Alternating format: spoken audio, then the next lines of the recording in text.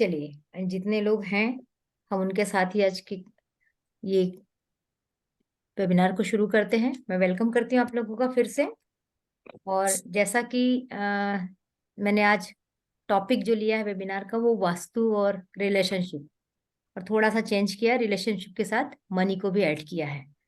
इससे रिलेटेड जो भी प्रश्न होंगे आप लोग मुझसे पूछ सकते हैं। जरूर नोट डाउन करके रखिए। और इसके साथ मैं थोड़ा सा बताना चाहूंगी, इसमें से कोई ऐसा है जिनको वास्तु के बारे में बिल्कुल नहीं मालूम है? हैंड रेस करके बता सकते हैं आप लोग। म्यूट कर दूंगी, अनम्यूट करूंगी। उषा जी, आपको वास्तु के बारे में कुछ मालूम है? नहीं है। नहीं मालूम है। अच्छा। योगेश जी, आपको? मैम थोड़ा सा बेसिक जो आपसे एक बार बात करी थी, बस उतना थोड़ा सा ही। उतना सा मालूम है। ज्योति राय ने तो क्लास अटेंड की है। दुर्गेश जी को भी मालूम है जहां तक मैं जानती हूँ, और मंजू जी भी जानती है। ज्योत्सना त्रिवेदी, बहुत दिनों बाद वेलकम। और चलिए, तो हम शुरू करते हैं। फिर हमारे पास यदि एक भी कैंडिडेट है जिसको बिल्कुल नहीं मालूम, तो मैं शुरुआत वहां से करूंगी और आप लोगों का रिवीजन होगा। तो मैं स्क्रीन शेयर करती हूँ।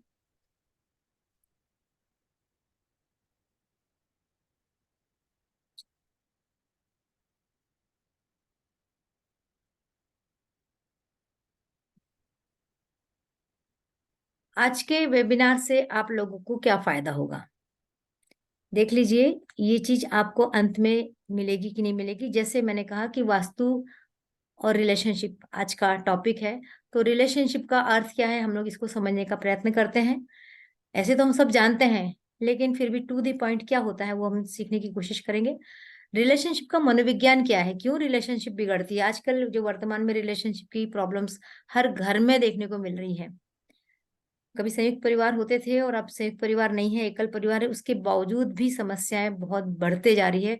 तो क्या है इसका मनोविज्ञान जिसके कारण रिलेशनशिप बिगड़ रही है। उसी प्रकार रिलेशनशिप का वास्तु से क्या संबंध है, क्योंकि हम वास्तु की बात करने बैठे हैं, तो क्या रिलेशनशिप घर से जुड़ी हुई है। हमारे घर की कोई चीजें ऐसी हैं जो हमारे रिलेशन को बिगाड़ती, आज हम इस वेबिनार में सीखने का प्रयत्न करेंगे। फिर रिलेशनशिप को ठीक यदि घर से जुड़ा हुआ है तो रिलेशनशिप करने के लिए वास्तु के क्या उपाय हो सकते हैं, और कुछ बोनस टिप्स, क्योंकि आप आए हैं तो जाते समय आपको कुछ मिलना चाहिए। ये मेरे वेबिनार का मिशन है, विषय है, तो ये भी कुछ आपको मिलेंगे। तो इसके साथ हम बात करेंगे रिलेशनशिप रिलेटेड प्रॉब्लम्स क्या होती है। इंटरेक्टिव क्लास भी रहेगी, यदि किसी को कुछ पूछना है तो हाथ हैंड रेस करके आप लोग बात कर सकते हैं। तो रिलेशनशिप क्या होती है, स्वयं के साथ संबंध। अब आप सोचेंगे स्वयं के साथ संबंध क्या होता है। हम अपने को कितना जानते हैं, हमारे अपने आप से क्या कनेक्शन है। हम दुनिया से कनेक्शन बना रहे हैं, हम पत्नी से कनेक्शन बना रहे हैं, हम पति से कनेक्शन बना रहे हैं, हमारे बच्चों के साथ रिलेशन है, हमारे माता पिता के साथ रिलेशन है। पर पहले हम कैसे हैं, हमारे अपने आप से क्या रिलेशन है। जब तक हम ये नहीं जानेंगे तब तक हम दूसरों के साथ रिलेशन ठीक करने की बात नहीं कर सकते। तो हमारे साथ रिलेशन क्या होते हैं, कहते हैं स्वयं की पहचान। हम अपने आप को जानते हैं कि नहीं जानते हैं। तो घर में, अभी मैं वास्तु में जब आपको घर की दिशाएं बताऊंगी तो आपको बताऊंगी कि किस तरीके से एक दिशा है हमारे घर में। यदि वो दिशा आपके घर में बैलेंस है तो आप अपने साथ अच्छे से जुड़े, मतलब हम अपने आप से प्यार करते हैं, हम अपने आप को समय देते हैं। हम यदि खुश हैं तो રાઠોડે हम लोगों બીજી को खुश જગ્યાએ रखते हैं। મોટો શોરૂમ કર્યો છે। जिसका भी मोबाइल, હા, તમને મેસેજ નથી આવતો? किसका बज रहा है, ના, थोड़ा सा एक नियम का पालन कीजिए कि जब मैं बोल रही हूँ तो अपना माइक म्यूट रखिए, और जब आपको बोलना होगा तो मैं मौका दूंगी, आप अनम्यूट कर लीजिए। नहीं तो यहाँ सबको डिस्टर्ब होता है, बस इतना आप लोग ध्यान रखिए। तो स्वयं के साथ रिलेशन जब अच्छे होते हैं तभी हम खुश रहते हैं, तभी हम सफलता की सीढ़ियां चढ़ सकते हैं। तो हमारे अपने साथ रिलेशन होना बहुत जरूरी है। तो कैसे होते हैं, क्या घर में वो जगह होती है, तो मैं कहूंगी हाँ, घर में एक जगह होती है। यदि वो घर का कोना या ये वो घर की दिशा यदि बैलेंस है तो हमारे अपने से संबंध अच्छे होते हैं। आगे बताऊंगी कि कैसे उस दिशा को ठीक किया जा सकता है। उस दिशा का नाम क्या है। पति पत्नी की आपस में नहीं बनती, ये आजकल की वर्तमान की जबरदस्त समस्या है। हर घर में कोई ना कोई समस्या है। नई पीढ़ी आ रही है, 1 महीना नहीं होता शादी का और उन लोगों की अनबन शुरू हो जाती है। आजकल तो ये हो गया है कि हनीमून से लौट के आते हैं और तलाक लेने की बात तक शुरू हो रही है। तो क्यों इतनी स्थितियां बिगड़ती जा रही है? इसके पीछे क्या कारण है? क्यों हम एक दूसरे को नहीं समझ पा रहे हैं? तो ये भी एक बहुत बहुत जटिल समस्या है वर्तमान में। माता पिता के साथ संबंधों में खटास है। हम देख ही रहे हैं कि कैसे संयुक्त परिवार हुआ करते थे और आज बिल्कुल संयुक्त परिवार नहीं है, एकल परिवार है। तो पहले तो लगा कि चलो सास ससुर के साथ नहीं पटता, इसलिए घर में रिलेशनशिप बिगड़ रही। लेकिन जब हस्बैंड वाइफ अलग रहने लगे तो फिर क्यों ये संबंध बिगड़ रहे हैं? माता पिता को कोई साथ में नहीं रखना चाहता, माता पिता की कोई बातें सहन नहीं होती, ये सब चीजें क्यों हो रही है? क्या इसमें घर का कोई रोल है? तो मेरा जवाब है, बहुत बड़ा रोल है। हमारे घर में बहुत सारी दिशाएं हैं जो अलग अलग संबंधों को बताती है। आगे बताऊंगी अब इस चीज को मैं, कि वो किस तरीके से वो दिशा बिगड़ती है तो हमारे माता पिता के साथ संबंध भी खराब होने लगते हैं। और उस दिशा को जैसे ही आप बैलेंस करेंगे तो आपके संबंध उनके साथ ठीक होने लगते हैं। माता पिता भी हो सकते हैं, सास ससुर भी हो सकते हैं। फिर पड़ोसियों से संबंध नहीं बनते, इसके लिए भी कौन सी दिशा है आपको बताऊंगी। अधिकारी के साथ अनबन, ये एक बहुत बड़ा मुद्दा है। हम इसको भले संबंध के साथ जोड़ के नहीं देखते, लेकिन जो जूझ रहा है वो जानता है कि अधिकारी के साथ समय बिताना, अधिकारी के काम करके देना, और पूरा टेंशन में, पूरे स्ट्रेस में माहौल रहता है। ऑफिस का टाइम बड़े मुश्किल से कटता है और कई बार तो ये अनबन इतनी ज्यादा हो जाती है कि घर आने के बाद भी हमारे संबंध सुधर नहीं पाते और स्ट्रेस के कारण तरह तरह की बीमारियां होती हैं। तो क्यों होते हैं अधिकारी के साथ हमारे संबंध बिगड़ते हैं? क्या इसका भी संबंध घर से है? मेरा फिर से उत्तर होगा हाँ, इसका भी संबंध घर से है। फिर विभिन्न संस्थाओं के साथ संबंध, ऐसा लगता है कि विभिन्न संस्थाओं के साथ संबंध रखकर करना क्या है, लेकिन आपको पता है कि बहुत बार जब आपको डॉक्टर के पास जाना होता है, एक संस्था है, एक मेडिकल इंस्टीट्यूट है, तो आपको चक्कर लगाना पड़ता है। लेकिन यदि कोई पसंद का निकल आता, कोई पहचान का निकल आता, तो आपके काम बड़े आसानी से बन जाते हैं। या कभी कभी जाने अनजाने में भी वो संस्था आपको सपोर्ट करती है। पुलिस के साथ संबंध कोई रखना नहीं चाहता, लेकिन मौका आने पर पुलिस के साथ भी आपको संबंध तो बनाना ही पड़ता है। तो उनके साथ संबंध अच्छे नहीं। कई और भी कई संस्थाएं हैं, आपको कुछ निगम का काम कर, नगर निगम से लेना है हेल्प, तो आप जा रहे हैं, बार बार चक्कर लगा रहे हैं, आपके काम नहीं हो रहे। वही आपका साथी जा रहा है, उसके काम फट से हो रहे हैं। तो क्यों ऐसा हो रहा है कि आपके काम नहीं हो रहे लेकिन उनके काम हो रहे हैं? तो ये सब समस्याएं हैं रिलेशंस की। ये रिलेशन के जगह पे हमारे संबंध बिगड़े होते हैं। तो ये सब हम बात करेंगे आज इस वेबिनार में कि इसको कैसे दूर किया जाए, किसके किसके साथ समस्या आ रही है। मैं ये जो टॉपिक आपको बता रही हूँ, प्लीज आप लोग इससे रिलेटेड अपने प्रश्न जरूर तैयार करके रखिए यदि आपको समस्या आ रही है तो।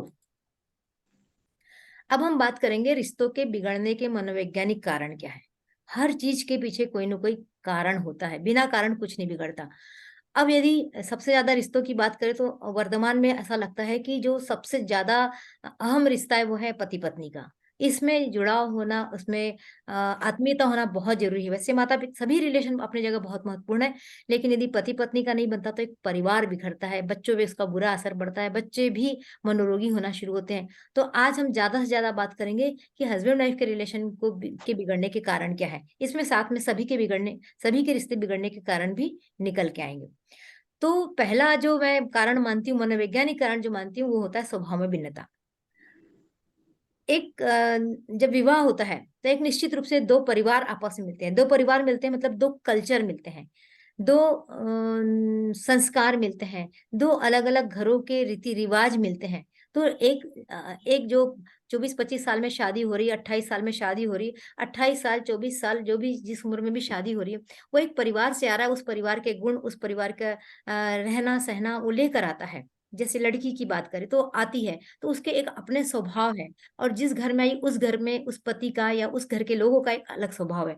अब हम लोग क्या होता है, आते ही साथ सोचने लगते हैं कि ये हमारे समान नहीं है।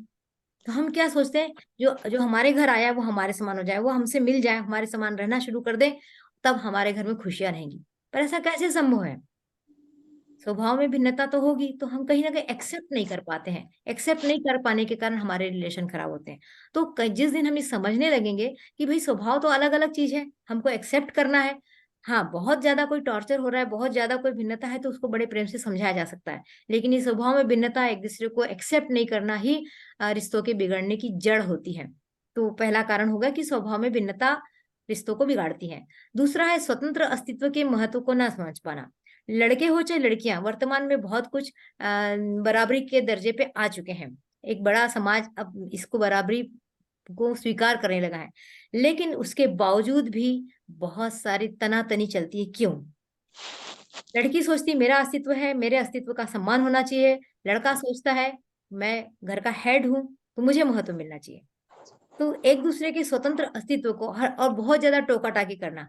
इवन आजकल तो ये हो गया कि ये कपड़े क्यों पहने तुम, तुमने जूते क्यों पहने, तुमने ये साड़ी क्यों पहनी, इस तरह की चीजों को लेकर भी रिश्ते बिगड़ रहे हैं। तो इसका मतलब यह है कि कहीं ना कहीं हम एक दूसरे के अस्तित्व को स्वतंत्रता नहीं देना चाहते हैं, हम बांधना चाहते हैं।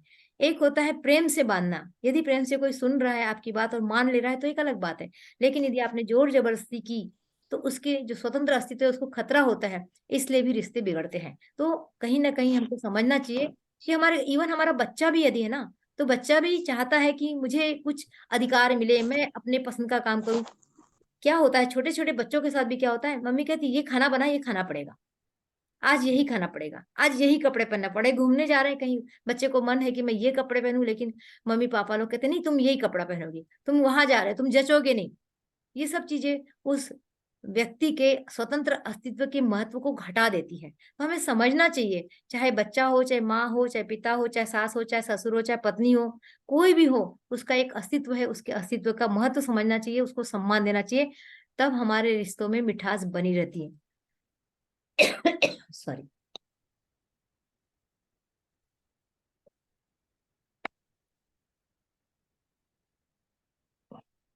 एक और कारण है संबंधों में स्वार्थ। बहुत से घरों में मेरा मैं कर लेता हूं, तुम्हारा तुम देखो। पति में भी हो सकता है, पत्नी में भी हो सकता है, माँ पिता में भी हो सकता है, सास ससुर में भी हो सकता है, लड़की में भी हो सकता है। तो जब कभी संबंधों में स्वार्थ आएगा कि मुझे क्या करना है, उसको कष्ट हो रहा है, उसे तकलीफ हो रही है, वो थक रहा है, यदि इस सब चीजों को हम निग्लेक्ट करते हैं, हम ध्यान नहीं देते, तो ये स्वार्थपन को दिखाता है। और जब सामने वाले को समझ में आ जाता है, यानी उसके पार्टनर को समझ में आ जाता है कि ये तो बहुत स्वार्थी है, ये मेरे से केवल लेना जानता है, देना नहीं जानता, या ये मुझे यूज कर रहा है, जैसे ही दिमाग में ये चीज आती कि ये मुझे यूज कर रहा है, तो वहां रिश्ते बिगड़ने लगते हैं। एक और सबसे बड़ा कारण जो है वो बहस करना। हम लोग बात कम करते हैं, बहस ज्यादा करते हैं। बात करने का मतलब होता है प्रेम से एक दूसरे की बात सुनना और समझना और समझ के जवाब देना।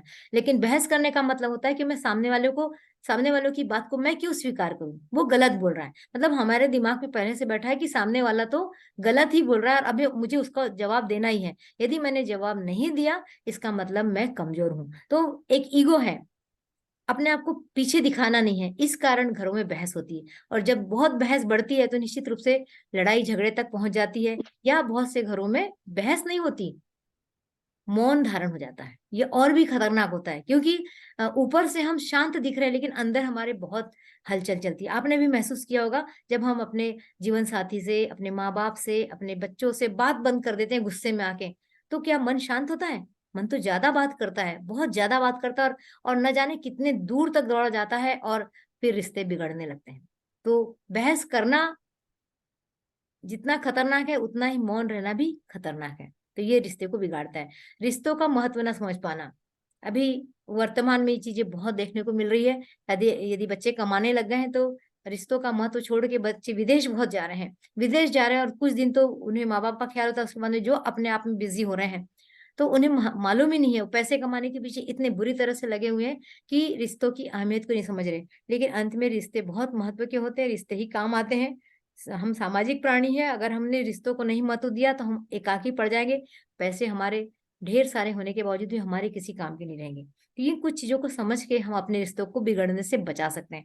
क्रोधी स्वभाव, क्योंकि क्रोध करने वाला व्यक्ति तो क्रोध कर जाता है, लेकिन सामने वाला तो बहुत हताश हो जाता है, हर्ट होता है, और वो जल्दी भूल नहीं पाता। तो क्रोधी स्वभाव भी रिश्तों के बिगड़ने का काम होता है, बिगड़ने का एक कारण होता है। यदि क्रोधी स्वभाव का व्यक्ति है या क्रोधी स्वभाव की महिला है, तो दोनों एक दूसरे से बचने को देखेंगे, और बचने को देखेंगे मतलब आत्मीयता खत्म हो जाएगी। एक और बहुत ही साइकोलॉजिकल कारण है तारीफ की कमी, विशेषकर महिलाओं के संदर्भ में। महिलाओं को तारीफ पसंद होती है, वैसे जेंट्स को भी पसंद होती है, तो हम लोग नहीं करते। कुछ नहीं, बहुत सिंपल सी बात होती, खाना बना, खाने में आपने चुपचाप खाना खा लिया, हो सकता है पत्नी ने बहुत प्यार से खाना बनाया, बहुत नई सब्जी बनाई हो, कुछ नए आजकल तो यूट्यूब का जमाना है, यूट्यूब से देख के कुछ अच्छी चीज बनाई और वो उम्मीद कर रही है कि आज खाने के बाद तारीफ करेंगे। आप खाए जा रहे हैं, कटोरी पे कटोरी सब्जियां खत्म किए जा रहे हैं, लेकिन आपने तारीफ नहीं की। तो कहीं ना कहीं स्त्रियों के मन में बात आती है, और ये भी फिर बार बार, और यही होता है कि पड़ोसन की तारीफ हो जाती है, फिर ईर्ष्या के भाव जागते हैं और रिश्ते बिगड़ते हैं। एक दूसरे को ना समझ पाना, धैर्य की कमी, माफ ना कर पाना, ये सब ऐसे कारण है जिसके कारण रिश्ते बिगड़ते हैं। और माफ ना कर पाना ये एक बहुत बड़ा कारण है। घर है, हम कहते हैं ना, बर्तन है तो बजेंगे, खटकेंगे, और फिर से अपनी जगह पे आने के बाद में वो ठीक हो जाएंगे। तो अगर हमारे बीच में कोई मनमुटाव है, लड़ाई झगड़े होते, खूब लड़ो झगड़ो, लेकिन मन के अंदर नहीं रखो और एक दूसरे को माफ करो। जब हम एक दूसरे को माफ करते हैं तो हमारे रिश्ते बिगड़ने के सारे कारण ऑटोमेटिक बंद होने लगते हैं, दूर हो जाते हैं, और हमारे रिश्ते अच्छे हो सकते हैं। तो हमें समझना पड़ेगा कि ये कुछ मनोविज्ञान, इसके बहुत सारे कारण है। मैंने कुछ आप लोगों के लिए थोड़े से चुन के लाए हैं कि ये मनोवैज्ञानिक कारण है। अपने मन को समझाना है। मनोवैज्ञानिक कारण का क्या मतलब है कि सब में होगा, कोई नई बात नहीं है, लेकिन इससे हमको बाहर निकलना पड़ेगा। जब हम इससे बाहर निकलेंगे हमारे रिश्ते ठीक हो सकते हैं। रिश्तों का मनोविज्ञान क्या होता है, मैं यहाँ स्त्री पुरुष के रिश्तों की बात करूंगी। विशेषकर मैंने अभी बताया कि पति पत्नी के रिश्तों की बात करूंगी। तो प्रकृति ने पुरुषों को कुछ अलग स्वभाव दिया है और नारी को कुछ अलग स्वभाव दिया है। जो नारी का स्वभाव है पुरुष का नहीं, जो पुरुष का है वो नारी का नहीं है। तो फिर मैचिंग कैसे, फिर हम कैसे उम्मीद करेंगे कि हम हमेशा एक दूसरे का समझेंगे, एक दूसरे को नहीं समझेंगे तो हमारा रिश्ता अच्छा बना रहेगा। और ना समझ जहां जितनी ज्यादा है, रिश्ते उतने ही वहां खराब है। तो आज इस वेबिनार के बाद आप कोशिश कीजिए कि जितने लोग भी इस चीज को समझ सके तो इसका पालन जरूर कीजिएगा। भगवान ने ही पुरुषों को अलग बनाया, भगवान ने ही नारी को अलग बनाया, तो दोनों एक जैसे कैसे हो सकते हैं। पुरुषों की आंखें ज्यादा काम करती हैं, विजन ज्यादा होता है, वो आंखों से काम करते हैं। सुनने पर उनका ध्यान कम होता है, एक बार में एक काम करने की क्षमता होती है। अब सुनने पर ध्यान, और आपने देखा है हमेशा पत्नी चिल्लाती रहेगी, अजी सुनते हो, अजी सुनते हो, ये तो सुनते ही नहीं है। उसकी कंप्लेंट रहेगी, मैं बोलती हूँ ये आधा सुनते चले जाते हैं, फिर आधी सब्जियां आती है, फिर आधा सामान होता है, या फिर आधा काम होता है। तो पत्नी सुनाने पे लगी रहती है और पति ध्यान ही नहीं देता। तो ये कोई कोई पत्नी, और फिर क्या कहते हैं कि इग्नोर किया जा रहा। कोई किसी को इग्नोर नहीं करता है, वो तो भगवान ने पुरुष को बनाया ही वैसा है। और मल्टी टैलेंटेड तो महिलाएं हैं, पुरुष तो मल्टी टैलेंटेड है ही नहीं। वो एक बार में एक काम करेंगे। जब जब वो कोई एक काम करते रहे और पत्नी कहती सुनो ये काम कर लेना, तो झट से क्या कहता है, एक काम कर रहा हूं ना अभी मैं, दूसरा काम कैसे कर सकता हूँ, बाद में बताना। तो वो उसको प्रकृति ने ही वैसा बनाया। आप अपने हस्बैंड की किसी के पास शिकायत करके कोई फायदा नहीं, वो सुधरने वाला नहीं है, क्योंकि वो तो बना ही वैसा है। इसलिए इस चीज को जब हम स्वीकार कर लेंगे कि नहीं, जो पति होते हैं वो देखने में ज्यादा इंटरेस्ट है, उनको दिखाई ज्यादा देता है, उनका ध्यान सुनने में कम होता है, और एक बार में एक ही काम करने की क्षमता होती है। हमारी हस्बैंड वाइफ की लड़ाई भी इस बात को लेकर होती है, मैं देखो कैसे काम कर रही हूँ, तुम क्यों नहीं कर सकते। मैक्सिमम घरों में आप भी बताएंगे मुझे, आप मुझे बता सकते हैं एंड्रेस का आप लोगों ने कैमरा बंद करके, नहीं तो इशारा करके आप मुझे बता सकते हैं अंगूठे से कि हाँ ऐसा आपके घरों में भी होता है, आपके साथ भी होता है। अब नारी के स्वभाव की बात करें, नारी के कान ज्यादा सक्रिय, वो सुनती ज्यादा है, इसलिए सुनना पसंद भी करती है। इसलिए उसकी हमेशा अपने हस्बैंड से शिकायत रहती, ये तो बोलते ही नहीं है, ये तो सुनते ही नहीं है, और उसको बोलना पसंद है। जिसका हस्बैंड ज्यादा बोलने लगेगा उसकी पत्नी खुश रहने लगेगी। क्यों? क्योंकि उसके कान सक्रिय है, उसको कानों को टॉनिक मिल रहा है, वो सुन रही तो वो खुश हो जाएगी। एक बार में एक से अधिक काम करने की क्षमता, मल्टीटास्किंग, महिलाओं को ईश्वर ने ही बनाया है। अब इसमें कोई आप कमाल नहीं करती है कि आप खाना बनाते बनाते बच्चों के टिफिन भी भर रही है, बच्चा नहाने गया कि नहीं गया वो देख रही है, हस्बैंड को आप नहाने के लिए तौलिया भी दे आ रही है, आप उसी समय घंटी बजी तो आप जाके बाहर भी देख के आ रही। आप यदि एक बार में बहुत सारे काम करें, ऑफिस का भी काम कर ले रही है, आप आने वाले को चाय भी बना के पिला रही, तो आप बहुत ज्यादा खुश मत होइए कि आप ही मल्टीटास्किंग है। आपको तो भगवान ने बनाया है ना, तो आप तो करेंगी ही करेंगी। और इस बात को लेके अपने हस्बैंड से लड़ेंगे तो कोई फायदा नहीं है, क्योंकि ये तो भगवान ने बनाया है, ये रिश्तों का मनोविज्ञान है, तो ये होगा। अब जेंट्स को तारीफ करना आता नहीं है, और स्त्री को तारीफ पसंद है, ये एक लड़ाई इस बात को लेके होगी। तो यहाँ जो पुरुष बैठे हैं या जो पुरुष है, यदि इस इतने से छोटी सी बात को समझ ले, अंगीकार कर ले, स्वीकार कर ले कि मैं अपनी पत्नी की समय रहते छोटी छोटी बातों को तारीफ करूंगा, जाता कुछ भी नहीं है लेकिन सामने वालों को मिलता बहुत कुछ है। ये छोटी सी चीजें हैं कि तारीफ करें। और वैसे भी तारीफ करने से आपके कर्मा अच्छे होते हैं, आपके अपने कर्मा भी आपको अच्छा करना है और रिलेशन भी अच्छे होना है। तो ये तारीफ करने में जाता है क्या है, आज आप साड़ी में बड़ी खूबसूरत लग रही है, आपने बाल बहुत अच्छे से बांधे हैं, आपने खाना बहुत अच्छे से बनाया है, आप लोगों से बात अच्छे से कर लेती, इतना ही तो करना है, करना क्या है ज्यादा। इतना करने से आपकी पत्नी यदि खुश हो जाती है तो घर का माहौल चेंज होता है और घर में खुशनुमा माहौल बनता है। तो मुझे लगता है कि प्रकृति ने जो बनाया है उसको स्वीकार करो, उसके हिसाब से रखो। तो ये हो गया रिश्तों का मनोविज्ञान। आगे चलते हैं। क्योंकि मैंने आज टॉपिक लिया है रिश्ते और मनी, थोड़ा सा टॉपिक में चेंज किया है, तो हेल्थ को मैं अगले वेबिनार में लेने वाली, इससे मनी को आज मैंने लिया पहले। तो मनी की साइकोलॉजी क्या है, क्योंकि सबको पैसा कमाना है। और आप सोचेंगे मनी की बात आ रही तो क्या वास्तु का संबंध मनी से? जी हाँ, वास्तु का बहुत संबंध मनी से। हमारे घर के 3 से 4 दिशाएं हैं जो प्योरली मनी को रिलेट करती हैं, और उन दिशाओं के बिगड़ने से हमारे घर का कैश फ्लो, हमारे घर का ब्लॉक मनी, हमारे घर की बचत, सब कुछ डिसाइड करती है कि कैसे रहेगी। अब यहाँ पर जो मनी साइकोलॉजी, जैसे हमने रिलेशन की साइकोलॉजी समझी, वैसे हम यहाँ मनी की साइकोलॉजी को समझते हैं। तो मनी की साइकोलॉजी क्या है? एक रॉबर्ट टी कियोस्की की एक पुस्तक है जिसमें उन्होंने लिखा है, गरीब और मध्यम वर्गीय लोग पैसे के लिए काम करते हैं, गरीब और मध्यम वर्गीय लोग पैसों के लिए काम करते हैं, जबकि अमीर लोग पैसे से अपने लिए काम कराते हैं, अतीत काम नहीं करते, वे स्वयं काम नहीं करते, वो काम करवा लेते हैं। ये बहुत बड़ी बात है, रिच डैड पुअर डैड की पुस्तक में आपको पढ़ने को मिलेगा। तो क्या बात हुई, पैसे दोनों जगह है, और गरीब लोगों की मानसिकता और अमीर लोगों की मानसिकता में बहुत अंतर है। हम सोचते हैं मैं तो बहुत काम करता हूँ, मेरे पास पैसे क्यों नहीं आते, उसके पास पैसे चल चल के आते। तो ऐसा क्या उसके पास में और ऐसा क्या है आपके पास जो आपके पास पैसे आने से पैसे को रोक देता है? तो एक और चीज है कि पैसों के पीछे भागोगे तो पैसा दौड़ाएगा, और काम पर ध्यान दोगे तो पैसा आपके पीछे आएगा। इस डायलॉग को अच्छे से दिमाग में बैठा लीजिए। जब आप इस डायलॉग को दिमाग में बैठाएंगे तब आपका काम करने का तरीका, आपका पैसों को देखने का नजरिया बदल जाएगा। पैसों के पीछे भागोगे तो पैसा दौड़ाएगा। आप काम करे जा रहे, काम करे जा रहे, सोचते जा रहे, मुझे मेरे पास तो पैसा ही नहीं रहा, मेरे पास तो पैसा नहीं, मैं इतना काम करता हूँ फिर मेरे पास पैसे क्यों नहीं आता। तो आप पीछे की पैसे के पीछे भाग रहे हो, आप काम की तरफ ध्यान नहीं दे रहे हो। बड़े जो रईस लोग हैं वो क्या करते हैं, पैसा आएगा कि नहीं आएगा इस पे नहीं सोचते, काम होगा कि नहीं होगा, इस काम को और अच्छे से कैसे किया जाएगा इस पे ध्यान देते हैं, तब जाके उनके पास पैसा आता है। और हम लोग क्या करते हैं, हम लोग यानी गरीब और मध्यम वर्गीय लोग क्या करते हैं, ये काम करूंगा तो पैसा आएगा, ये शॉप लगा लूंगा तो शायद इससे ज्यादा पैसा आएगा, मैं शायद ट्यूशन पढ़ाने लग जाऊंगा तो मेरे पास बहुत पैसा आ जाएगा, नहीं ट्यूशन में ज्यादा नहीं मिलेगा, कोचिंग क्लास बड़ी वाली खोल लूंगा तो ज्यादा पैसा आएगा। तो हमने हमारे टारगेट क्या हुए, पैसा। और अमीर लोगों का टारगेट क्या हुआ, काम। दोनों में अंतर है। तो जब आप अच्छा काम करोगे, सही काम करोगे, लगन से काम करोगे तो पैसा तो बाय डिफॉल्ट आएगा ही आएगा। तो पैसे के पीछे नहीं दौड़ो, पैसों को अपने पीछे दौड़ाओ। ये चीज हमेशा आप दिमाग में रखिए। मैं क्यों मनी साइकोलॉजी की बात कर रही हूँ, मैं डायरेक्ट वास्तु क्यों नहीं, क्योंकि मैं फिर से बताना चाहूंगी, मेरा परिचय मैंने इसलिए नहीं दिया क्योंकि जब सब लोग ज्वाइन किए थे तब तक यहाँ पर नए लोग नहीं थे। मैं अपना परिचय यहाँ पर देना चाहूंगी कि मैं रागिनी उपलब्ध Kaur, vastu consultant, healer, motivational speaker और काउंसलर और राइटर हूँ। और मैं जब किसी की समस्या पे काम करती हूँ तो मेरा टारगेट होता है, मेरा मिशन होता है कि उसकी समस्या का पूरी तरह से समाधान दूं। चाहे वो समस्या का समाधान वास्तु से मिले, चाहे हीलिंग से मिले, चाहे काउंसलिंग से मिले, चाहे किसी प्रेरणा से मिले।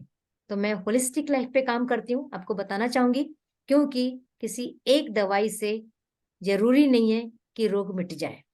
तो जो जो दवाइयों की जरूरत पड़ती है मैं वो सब कोशिश करती हूँ कि मेरे मेरे क्लाइंट को किसी भी तरीके से समाधान मिले। इसलिए मैं काम करती हूँ। इसलिए मैं आज मनी साइकोलॉजी की और रिलेशन के साइकोलॉजी की बात कर रही हूँ, क्योंकि जब हम इस चीज को, इस बेसिक चीजों को समझ जाएंगे तो हमें अपने घर के वास्तु को ठीक करने के साथ साथ और बहुत सारी चीजों को ठीक करने के रास्ते निकल आएंगे। फिर है पैसों के लिए, पैसों की एनर्जी में रहना आवश्यक है। अब पैसों की एनर्जी, मैं यहाँ एनर्जी की बात करना चाहूंगी। एनर्जी क्या होती है, आपको मालूम है ना, एनर्जी, एनर्जी ना तो पैदा की जा सकती है ना नष्ट की जा सकती है, लेकिन एनर्जी को ट्रांसफर किया जा सकता है। कैसे? आप सब जानते हैं, नदी में बहता पानी बांध बनाकर बिजली पैदा करने के काम आता है। तो हवा में एनर्जी है, हवा की एनर्जी को बांध कर बिजली उत्पन्न की जा सकती है। ऐसी बहुत सारी चीजें हैं, आपने अपने कोर्स में सब सब कुछ पढ़ा है। तो पैसों को, सॉरी, एनर्जी को न तोड़ा जा सकता है न बनाया जा सकता है, लेकिन एनर्जी को ट्रांसफर किया जा सकता है। तो अब एनर्जी को ट्रांसफर करने की बात मैं यहाँ क्यों करने लगी अचानक से? अब आप मिडिल क्लास है, हम लोग हमेशा कहते हैं मैं तो मिडिल क्लास, मैं ये कर सकता हूँ कि नहीं कर सकता हूँ। मैं आप लोगों को दिखाई दे रही हूँ क्या? Hello? Yes. Yes, thank you, thank you, thank you. और मेरी आवाज क्लियर है? यस। है ना? तो पैसों की एनर्जी में रहना, एक होता है महीने का आखिरी दिन आ रहा है, अगला वीक पूरा बचा है, नहीं है आगे हमारा कैसा चलेगा महीना, कैसा खर्चा चलेगा, हम दिन रात सोच रहे हैं। आपके सोचने से आपके पास पैसे चल के आ जाते हैं क्या?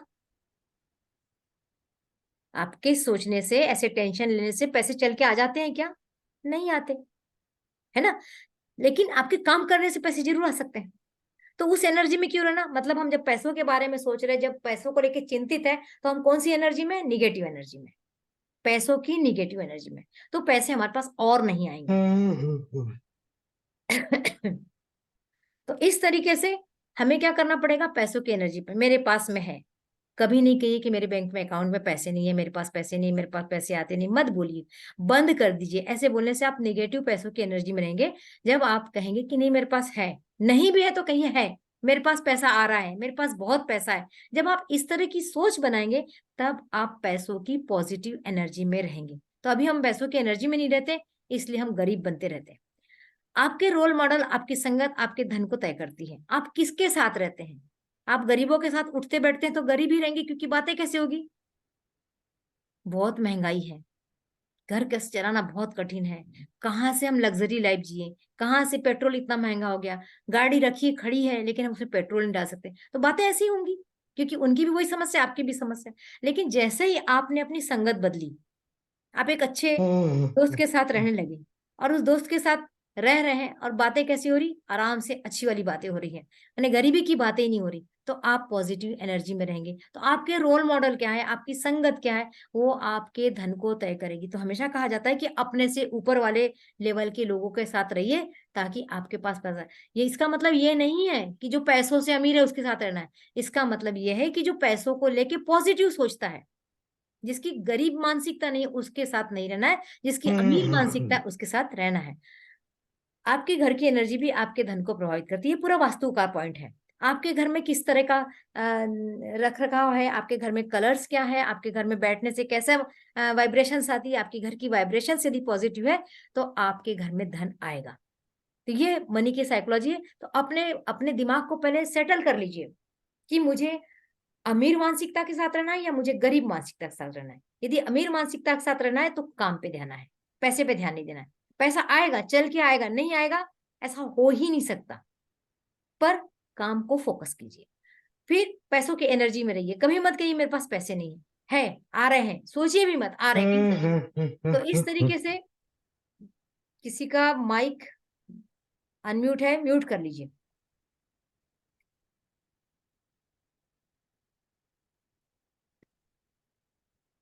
ये तो मैंने मनी की साइकोलॉजी बताई। अब मनी के प्रॉब्लम क्या है ये सब जानते हैं, लेकिन मैंने फिर भी इसके एक बार दोहराना जरूरी समझा इसको। पैसा नहीं आता, हम बार बार चैंट करते हैं, मेरे पास तो पैसा नहीं आता, मेरे पास तो पैसा नहीं आता, मेरे पास तो है ही नहीं पैसा, है ही नहीं पैसा, पैसा ठहरता ही नहीं है, खर्चे बहुत ज्यादा हो रहे हैं, बचत नहीं हो रही, उधार दिया पैसा वापस नहीं मिल रहा, मेहनत के पैसे कोई रोक लेता है। जब हम लगातार लगातार इन सब चीजों को बोलते हैं, या तो घर में आपस में बात करते हैं, या हमारे दिमाग में चलता है, या हमारे मुंह से निकलता है, तो आपकी निकली हुई बातें, तरंगे वायुमंडल में फैल रही है, यूनिवर्स में फैल रही है, और यूनिवर्स सब बातों का जवाब देता है। यूनिवर्स वही लौटाता है जो आप यूनिवर्स को दे रहे हैं। ठीक ऐसे ही जैसे आपने एक बॉल उठाई और मारी दीवार पे, तो दीवार क्या बॉल को पकड़ लेगा? नहीं, आपके पास बॉल लौट के आएगी ना। तो लौट के आएगी मतलब जो आपने दिया वही आपके पास लौट के आए। तो ये विचार है इसमें एनर्जी है, हर चीज में एनर्जी होती है, इन विचारों में एनर्जी है। ये विचारों की एनर्जी को आपने ऐसे फेंका, यूनिवर्स की तरफ फेंका या ऐसे फैलाया, यूनिवर्स ने वही आपके पास लौटा दिया। तो आप कहेंगे पैसा नहीं आता, तो यूनिवर्स कहता तथास्तु, अब तेरे पास पैसा नहीं आएगा। पैसा नहीं ठहरता, पैसा नहीं ठहरता, पैसा नहीं ठहरता, यूनिवर्स कहता तथास्तु, तेरे पास अब पैसा कभी नहीं ठहरेगा। तो हमें बोलना क्या है फिर? मेरे पास बहुत पैसा है। आपने क्या वाइब्रेशन भेजी? मेरे पास बहुत पैसा है। तो यूनिवर्स कहेगा तथास्तु, तो आपके पास पैसा आएगा। ये केवल बहने की बातें नहीं, इसमें बहुत रिसर्च वर्क हुआ है। ऐसा मत समझिए कि मैं अपने मन से कोई बात करी, मैं बिल्कुल अपने मन से कोई बात नहीं करी। ये सारी रिसर्च है, ये मेरा पढ़ा हुआ ज्ञान है, ये मेरा ज्ञान है जो मैं आप तक पहुंचा रही हूँ, है ना। तो इससे इसको स्वीकार कीजिए। तो आपको वही बोलना है जो आपको चाहिए। लॉ ऑफ अट्रैक्शन भी यही कहता है कि आपको जो चाहिए आप वो मांगिए यूनिवर्स से, वो आप बोलिए, वो सतत बोलिए, मांगने से भी नहीं मिलेगा, वो आप बोलते रहेंगे, आप सोचते रहेंगे, तब आपको मिलेगा। तो ये हमने अभी, मैं थोड़ी देर के लिए स्टॉप करती हूँ शेयर।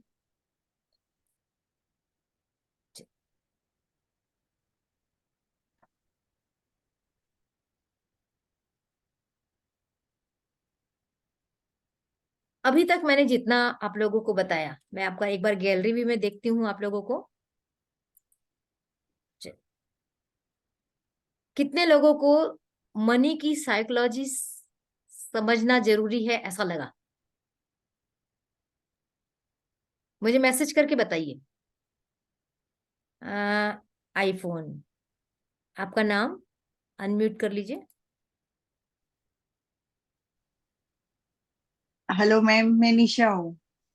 जी निशा जी, कहाँ से हैं आप? मैं अहमदाबाद गुजरात से हूँ। ओके, आप क्या करती हैं? मैं हाउसवाइफ हूँ ओके। और साथ में मेरा एनजीओ भी है। ओके, तो आप वास्तु के बारे में कुछ जानते हैं या आज पहली बार आए हैं? नहीं, दिस इज फर्स्ट टाइम कि मैंने ज्वाइन किया है कोई वास्तु कोर्स। या मैं देख रही थी सभी वेबसाइट में, लेकिन आपका पता नहीं मेरे को अट्रैक्ट ज्यादा हुआ तो मैंने ये जरूर, ग्रुप ज्वाइन किया और मैं आज ऑनलाइन हूँ। Thank you. और तो किसी ने मुझे जवाब नहीं दिया। प्लीज लिख के भी बता सकते हैं कि मनी साइकोलॉजी और रिलेशन की साइकोलॉजी जानना कितना जरूरी लगा आप लोगों को। नहीं लगा तो आप नहीं भी बोल सकते हैं। नहीं, जरूरी है मैडम। जरूरी है, अनीता जी ने बोला। जी यस मैम। जी, ठीक है। अब जो कैमरा ओपन नहीं है, मैं इसलिए से किसी से बात नहीं कर सकती। यदि कोई बोलना चाहे तो बोल सकता है। ठीक है, आशा, ठीक ठीक। चलिए फिर से हम अपने इस पे बढ़ते हैं।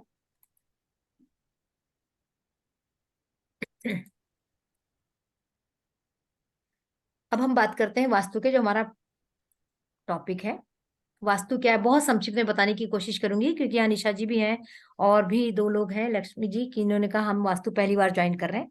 तो वास्तु क्या होता है बहुत जानना जरूरी। वास्तु शास्त्र, शास्त्र शब्द जड़ा है, मतलब हमारे धर्म ग्रंथों से, हमारे वेदों से निकले हुआ ज्ञान है। ये ज्ञान विज्ञान मात्र नहीं है, विज्ञान से कहीं बहुत आगे है। हमारे सारे वेदों में इसका वर्णन है। तो वास्तु का मतलब क्या होता है? चार चीजों से मिलकर हम वास्तु के बनता है। सबसे पहले वास्तु का यदि शाब्दिक अर्थ देखें तो वास माने रहना, जहां हम रहते हैं। हम कहाँ रहते हैं? एक जगह होती है जो दीवारों से घिरी होती है, जिसमें फर्श होता है, जिसमें छत होती है, जिसमें रहने के लिए, रहने के बाद हम सुकून महसूस करते हैं, वो हमारा वास स्थान होता है। तो जब जमीन का एक टुकड़ा जिसके ऊपर एक घर बन जाता है, दीवारें खड़ी हो जाती है, तो उसके बीच का जो स्थान होता है वो वास्तु कहलाता है। वहां वास्तु का निवास होता है। क्योंकि वास्तु पुरुष, जिसका नाम आपने सुना होगा, इसकी एक लंबी कहानी है जो मैं अपने कोर्स में बहुत अच्छे से बताऊंगी। वहां वास्तु पुरुष जैसे ही लेट जाते हैं तो वहां देवताओं का और असुरों का वास शुरू हो जाता है। हमारे घर के अंदर 33 देवताओं का और 12 असुरों का वास है।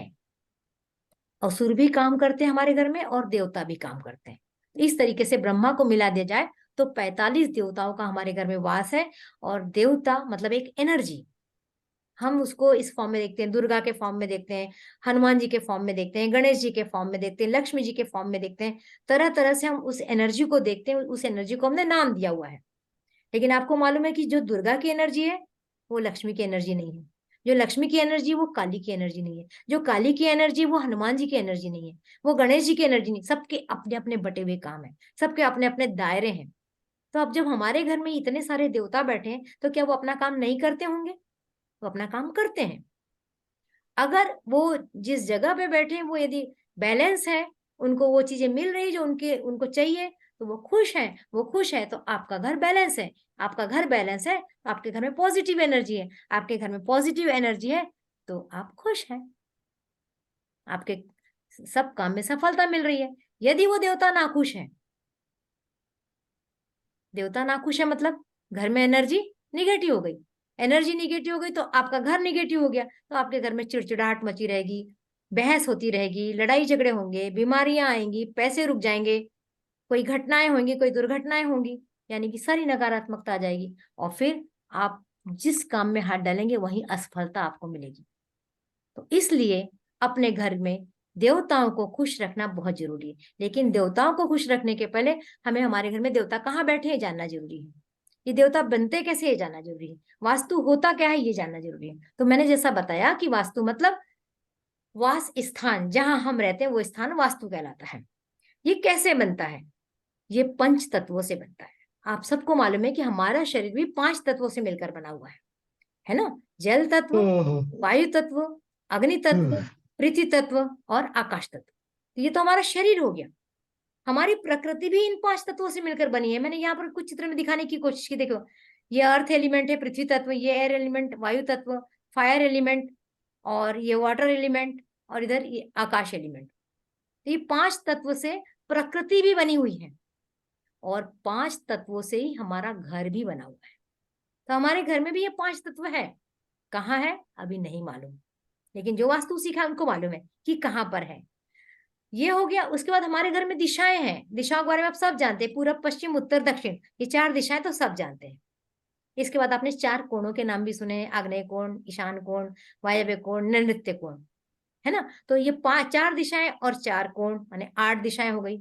तो एक कोण और एक दिशा में, हाँ इससे बात करती है, ये 16 दिशाएं। ये मैंने कुछ अपने हाथ से पिक्चर बनाने की कोशिश की है। चूंकि हम लोग, जो मैं अपडेटेड वास्तु पे काम करती हूँ, महावास्तु पे काम करती हूँ। महावास्तु में हम लोग 16 दिशाओं पे काम करते हैं। तो ये यदि बीच से इसका विभाजन करते हैं, तो ये ईस्ट दिशा यदि सामने की ओर, माने आपके घर में मान लो ये है ईस्ट दिशा, इधर मुंह करके खड़े होंगे तो सूर्य निकल रहा है, तो ये ईस्ट दिशा हो गई। तो ठीक आपके पीछे की ओर वेस्ट दिशा हो गई। जो नए लोग हैं उनके लिए मैं खासकर इस चीज को बताना चाह रही हूँ, बाकी लोगों को तो शायद मालूम है इसके बारे में। इसके जैसे आपने इधर मुंह करके खड़े, यहाँ पर खड़े, इधर मुंह करके खड़े, तो आपका जो लेफ्ट साइड होगा वो नॉर्थ हो जाएगा, और राइट साइड हो जाएगा वो साउथ हो जाएगा। ठीक है? तो अब ये ईस्ट और ये साउथ के बीच में एक बीच में दिशा है, इसको कहते हैं साउथ ईस्ट या आग्नेय कोण। देखिए बिल्कुल बीचों बीच ये ईस्ट और ये साउथ, तो इसके बीच में ये चित्र दिखाई दे रहा है सब लोगों को? Yes ma'am. दिख रहा है ना? तो ये साउथ ईस्ट हो जाएगा। नाम कैसा बड़ा, साउथ और ईस्ट मिला के साउथ ईस्ट, इसको आग्नेय कोण भी कहते हैं। उसी प्रकार ये साउथ और ये वेस्ट, इसके बीच में भी एक दिशा है जिसको साउथ वेस्ट कहते हैं। साउथ और वेस्ट, साउथ वेस्ट, ये कहलाता है नैऋत्य कोण, ये कहलाता है नैऋत्य कोण। उसी प्रकार वेस्ट और नॉर्थ, इसके बीच में भी एक दिशा है, बिल्कुल देखो बीच में कोण है, कोण कहते हैं इसको, नॉर्थ वेस्ट, ये कहलाता है नैऋत्य कोण। और उसी प्रकार नॉर्थ और ईस्ट के बीच में ये कोण होता है नॉर्थ ईस्ट, ईशान कोण, है ना? तो ये हो गया। अब आपने देखा 4 कोण 4 दिशा हो गई, लेकिन ये ईस्ट और ये साउथ ईस्ट के बीच में एक दिशा और बच गई है। तो हर किसी के बीच में एक एक दिशा है। इस तरीके से हमारे घर में 16 दिशाएं हैं, और इन 16 दिशाओं में ही पंचतत्व बिछे पड़े हैं। अब आप यहाँ देख रहे हैं कि कुछ अलग अलग कलर दिखाई दे रहे हैं। ये आपको नीला कलर दिखाई दे रहा है 1 2 3 4 दिशाओं में, दिख रहा है सब लोगों को, है ना? Yes. तो ये पहला, इसका हमने नाम दिया नॉर्थ नॉर्थ वेस्ट, इसका नाम है नॉर्थ, इसका नाम है नॉर्थ नॉर्थ ईस्ट, इसका नाम है नॉर्थ ईस्ट। ये 4 दिशाएं जो नीले कलर से दिखाई दे रही है, ये पानी की जगह है, जल तत्व की दिशा है, air element, sorry water element की दिशा है। उसके बाद आप देखो 3 दिशाएं जो दिख रही है ग्रीन कलर से दिख रही है, ये ईस्ट नॉर्थ ईस्ट, ईस्ट और ईस्ट साउथ ईस्ट, ये 3 दिशाएं ये ग्रीन कलर से दिखाई दे रही है, ये होती है एयर एलिमेंट की। एयर एलिमेंट मतलब पेड़ पौधे भी होते हैं, और पेड़ पौधों का रंग कैसा होता है? हरा। या ब्राउन, तने उसके ब्राउन होते हैं। तो इस एयर एलिमेंट का कलर भी यही होता है, ग्रीन या ब्राउन। और पानी को हम नीले कलर से दिखाते हैं, पेंटिंग में आपने देखा होगा पानी को हमेशा नीले कलर से दिखाते हैं, तो ये जल तत्व। उसके बाद में यहाँ देखिए लाल कलर या पिंक कलर से दिखाई दिया है, तो ये है south east, south south east और साउथ, ये 3 दिशाएं, ये अग्नि की दिशाएं हैं। तो ये लाल कलर से दिखाई जा रही है क्योंकि अग्नि का रंग कैसा होता है, लाल। लाल। उसके बाद यहाँ 2 दिशाएं दिख रही हैं, ये साउथ साउथ वेस्ट और साउथ वेस्ट, ये है पृथ्वी तत्व की दिशाएं, पीला रंग माना गया है इसका, पीली पृथ्वी मानी गई है। तो ये 2 दिशाएं, ये हो गए, यहाँ पर आ गया पृथ्वी तत्व। उसके बाद में 4 दिशाएं दिख रही, मतलब ये बड़ा दिख रहा है, west south west, west, west north west और नॉर्थ वेस्ट, ये आकाश तत्व है। आपको मालूम है आकाश तत्व भी सबसे बड़ा है, जितना हिस्सा पृथ्वी का है और जो जल का हिस्सा उसके ऊपर पूरा आकाश छाया हुआ है, तो आकाश तत्व सबसे बड़ा हुआ। अब हमारे घर में भी आकाश तत्व कहाँ है, अब हम इसके आधार पे अपने घर को समझने की कोशिश करते हैं। इतना सब लोगों को क्लियर हुआ? यस। यस। जी बिल्कुल, बोलते रहिए तो मुझे लगेगा कि सुन रहे हैं, नहीं तो किसी को नींद ना आ जाए। तो ये जो नीला कलर है मतलब कि उत्तर दिशा, नॉर्थ माने उत्तर दिशा, तो उत्तर। ठीक नॉर्थ की थोड़ा पहले से उत्तर दिशा शुरू हो जाती है, ठीक नॉर्थ के थोड़े पहले से उत्तर दिशा शुरू हो जाती है। तो उत्तर दिशा जो यहाँ से यहाँ तक चली, यहाँ पर आपके घर में जल है। तो आप विजुअलाइज कीजिए कि आपके घर में उत्तर दिशा कहाँ पर है, आपके घर में कौन कौन से कमरे आ रहे हैं, क्या क्या आ रहा है अपने घर में, विजुअलाइज कीजिए। तो पानी की जगह पे आ रहे हैं।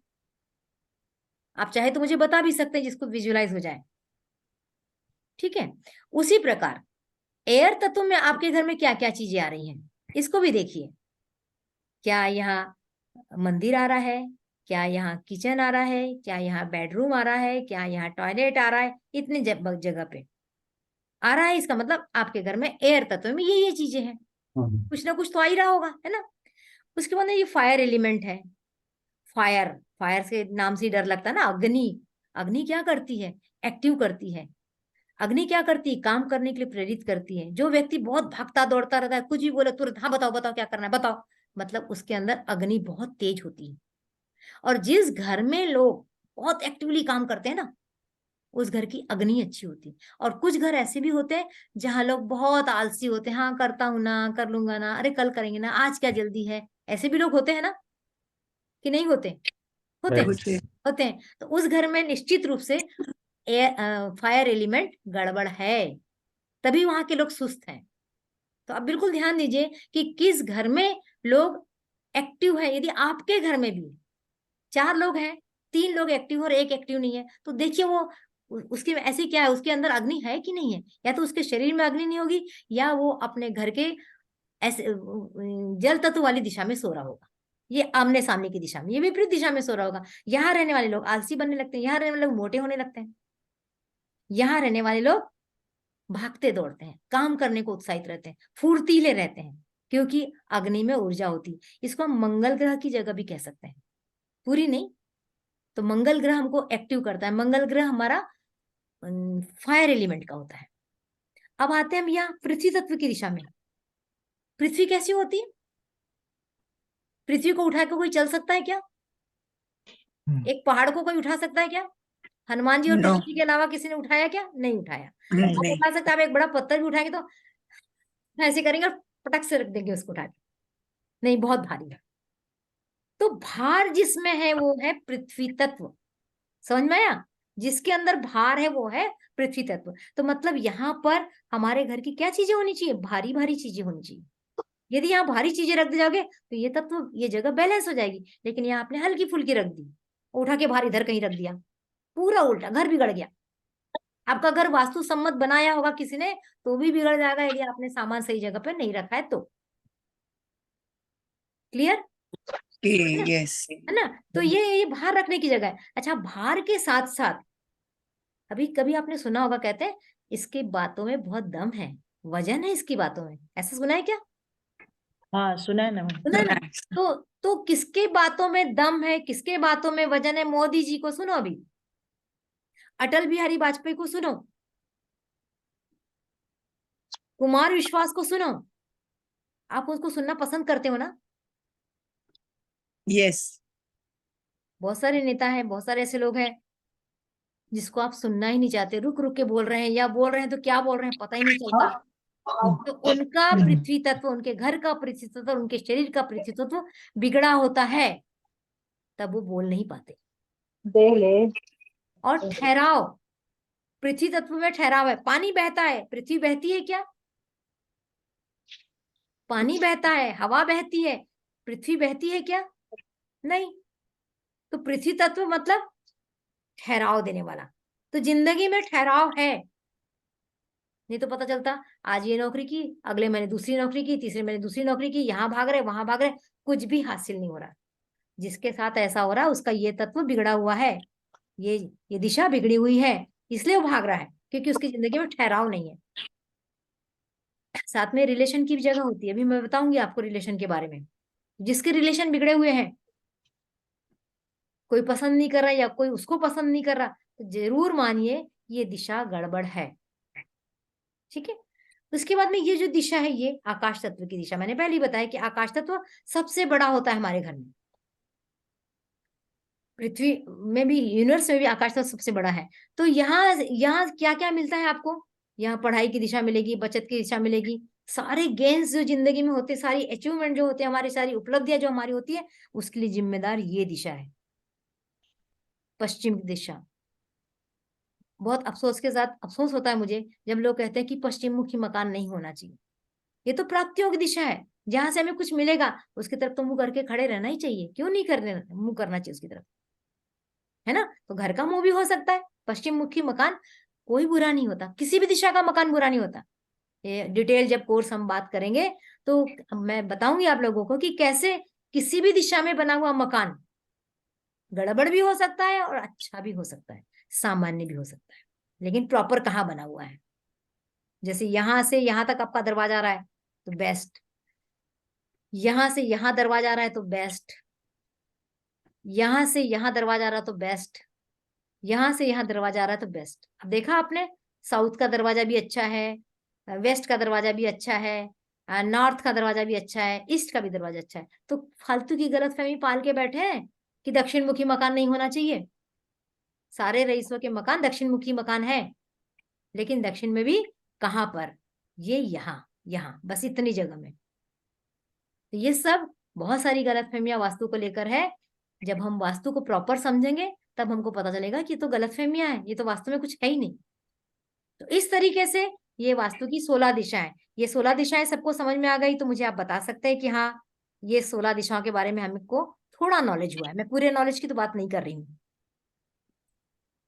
Yes madam. यस, बस एक कोई समझ में आया? यस यस आ रहा है ना? ठीक है, आगे बढ़ते हैं। जी। अब हम बात करेंगे रिश्तों के लिए कौन सी दिशाएं हैं। अब ये 16 दिशाओं में क्या 16 दिशाएं रिश्तों के लिए जिम्मेदार है? नो, है है 16 का 16। हाँ, 16 की 16 दिशाएं जिम्मेदार है, लेकिन कुछ दिशाएं ज्यादा जिम्मेदार है। क्लियर? अब इसमें आप देखो पीला कलर दिखाई दिया है, जहां जहां पीला कलर दिखाई दे रहा है वो रिलेशनशिप के लिए ज्यादा जिम्मेदार दिशाएं हैं। सबसे महत्वपूर्ण दिशा जो होती है वो होती साउथ वेस्ट। साउथ वेस्ट वायव्य कोण, ठीक है। साउथ ईस्ट जिम्मेदार होती है। तो पृथ्वी तत्व की दिशा है, साउथ वेस्ट रिलेशनशिप की दिशा है, साउथ वेस्ट हमारे स्किल की दिशा भी है। स्किल मतलब हमको क्या आता है। यदि आपने इंजीनियरिंग कर ली, यदि आपने मेडिकल कर लिया है, आप सीए बन गए हैं और ऐसा मौका आया कि आपको ना मेडिकल में कोई जॉब मिल रहा है, ना आपको सीए का कोई जॉब मिल रहा है, ना आपको इंजीनियरिंग कोई जॉब मिल रहा है, और आपको कुछ नहीं आता उसके अलावा, आपका पेट भरेगा क्या? आपको कोई जॉब देगा क्या? नहीं देगा। लेकिन यदि इंजीनियरिंग में आपको कोई ऐसा काम आता है जो आप करके अपना घर चला सकते हैं, स्किल की बात कर रही हूं मैं, तो वो स्किल इस दिशा से आता है। एक मजदूर कहीं पर भी जाएगा तो कमा के खा लेगा, क्योंकि उसको एक गड्ढा खोदना आता है, उसको एक गड्ढा पूरना आता है, उसको कुदाली चलाना, उसको फावड़ा चलाना आता है। एक टेलर आराम से अपना पेट भर सकता है क्योंकि उसको टेलरिंग आती है, लेकिन कितनी अच्छी आती है उसके ऊपर उसके पैसे डिपेंड करेंगे। तो स्किल का जोन है ये, किसी भी तरह के स्किल के लिए जोन होता है। यदि ये आपका बैलेंस है, इसके लिए बात मैं नहीं करूंगी आज मैं बात करूंगी रिलेशन की, क्योंकि हमारा टॉपिक रिलेशन है। तो साउथ वेस्ट दिशा प्रमुखतः हमारे घर में सबसे जिम्मेदार दिशा जो है वो साउथ वेस्ट दिशा है रिश्तों के लिए। उसके अलावा जो दिशा है वो ईस्ट दिशा है। ईस्ट मतलब ये दिशा हमें समाज के साथ संबंध करना बताती है। मैंने आपको बताया था कि हमारे अपने आप से संबंध कैसे हैं। सबसे पहले जब मैंने बताया था कि संबंध किसके साथ, तो अपने आप से संबंध जो होता है वो दिशा होती है नॉर्थ ईस्ट, जिसको ईशान कोण भी कहते हैं। ठीक है ना। तो ईशान कोण क्यों? ईशान कोण दिशा होती है ध्यान की, यस, डिसीजन की, अध्यात्म से जोड़ने की दिशा।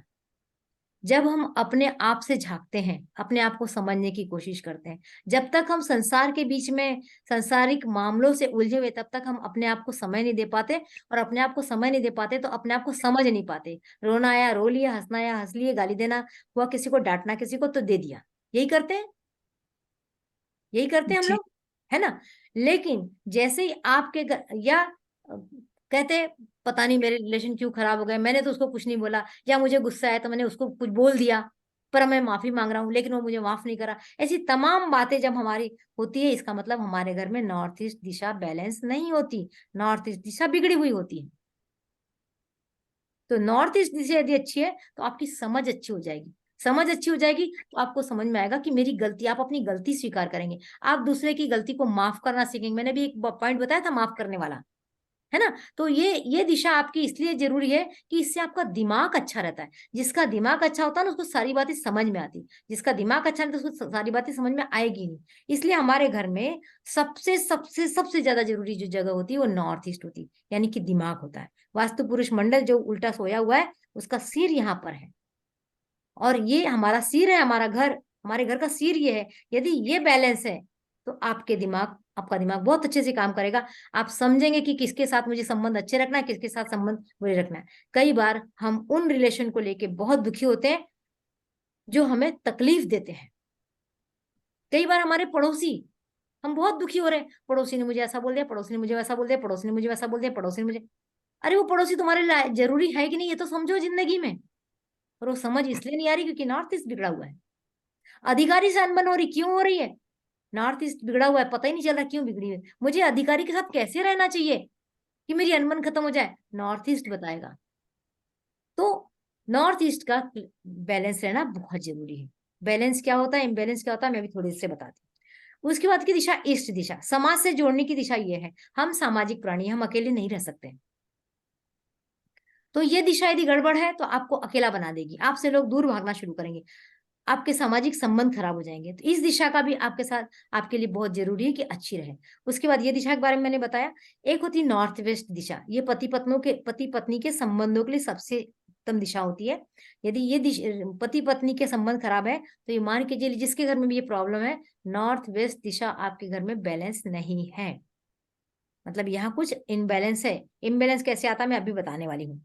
उसके बाद की दिशा है नॉर्थ नॉर्थ वेस्ट दिशा, ये अट्रैक्शन की दिशा होती है। किसी भी रिलेशन का जो मजबूती होती है, जो गठबंधन होता है, वो होता है एक दूसरे के प्रति अट्रैक्शन होने से। एक माँ का अपने बच्चे के लिए कितना अट्रैक्शन होता है, तो सबसे मजबूत जोड़ किसका होता है? माँ और बेटे का होता है, माँ और बेटी का होता है ना। फिर और रिलेशन है, कम ज्यादा होते रहते हैं, लेकिन जितना रिश्ता मजबूत माँ बेटे का होता है, माँ बच्चों का होता है, उतना रिश्ता कोई मजबूत नहीं होता, क्योंकि उसमें अट्रैक्शन है जबरदस्त। माँ भूखी रह लेगी।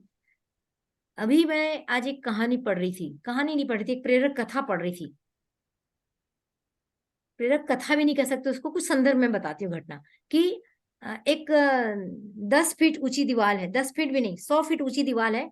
उस ऊंची दीवार पे से जो नीचे कूदेगा उसको 1 करोड़ रुपए मिलेगा, ऐसी कहीं घोषणा हुई। तो सब लोग उस दीवार के पास जाके देख रहे हैं, लंबाई देख रहे हैं, कैसे कूदे, अरे 1 करोड़ भाड़ में जाए, हम अपनी जान खोना है कि हमें नहीं चाहिए 1 करोड़ रुपए। लेकिन कूदने पे यदि उसका बच्चा वहां है और बच्चे को उठा सकते हैं, उठाना है, तो कोई कूदेगा क्या? कूद जाएगा, क्योंकि बच्चे को बचाना है। तो पैसों के लिए ऑप्शन है नहीं, पैसे नहीं चाहिए, जिंदगी चाहिए। लेकिन यदि आपका बच्चा है तो माँ तो दौड़ लगा लेती है। मैंने ऐसी अपनी कहानी में भी लिखा है कि माँ किस तरीके से दौड़ लगा लेती है। तो क्यों? क्योंकि वहां अट्रैक्शन है। तो ये जोन हमारा अट्रैक्शन का जोन है। जिस रिश्तों में अट्रैक्शन होता है उसमें मजबूती होती है, फेविकॉल के जोड़ के जैसा। और जिसमें अट्रैक्शन नहीं होता ना, वहां दूरियां बढ़ जाती, वहां रिलेशन खराब हो जाते हैं। तो ये भी एक जोन है, ये भी एक दिशा है। जो बैलेंस है तो हमारे रिश्तों में अट्रैक्शन रहता है। ग्राहक और दुकानदार का अट्रैक्शन की भी जगह है, वो भी रिश्ते होते हैं। अब यहाँ ये मत बोलिए कि पुलिस और चोर का भी होता है, यहाँ वो चीज नहीं आएगी, यहाँ वो गलत हो जाएगा, है ना।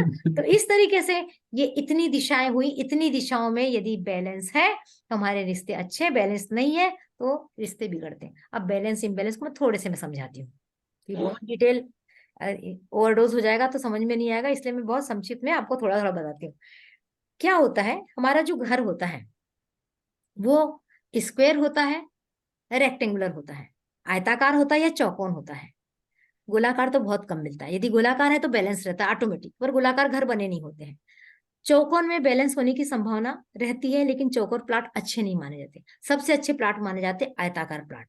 आयताकार में भी दो तरह का होता है, एक बिल्कुल लंबा ही लंबा होता है रेल के डिब्बे जैसा, एक होता है जिसमें अच्छी चौड़ाई है, 30x50 फिर भी ठीक है, लेकिन 20x50 एकदम लंबा हो गया, 10x50 एकदम लंबा हो गया। तो जितने लंबाई और चौड़ाई में डिफरेंस मिलेगा वो प्लाट या वो घर में इम्बैलेंस रहेगा, माने बैलेंस नहीं रहेगा, वास्तु दोष पैदा होंगे, क्योंकि कोई दिशा बहुत छोटी और कोई दिशा बहुत बड़ी बनेगी। ये क्लियर हो रहा है? ये सब लोगों को क्लियर हो रहा है ना? Yes. Yes. है ना। तो सबसे पहले तो हम हमारा वास्तु दोष देखना या वास्तु को समझने की शुरुआत ही वैसे हो गई कि हमारे घर का शेप क्या है। यदि लंबाई लंबा लंबा है तो निश्चित रूप से, यदि पूरब पश्चिम वाला है तो उत्तर दक्षिण दिशा छोटी हो जाएगी, उत्तर दक्षिण वाला है तो पूरब पश्चिम दिशा छोटी हो जाएगी। ये क्लियर हो रहा है? Yes. है ना।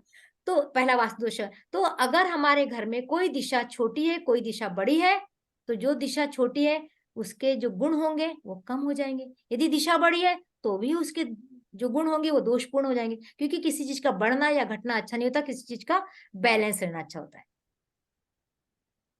Okay. ठीक है। ये- ये बहुत महत्वपूर्ण चीज बताने जा रही हूँ मैं आपको।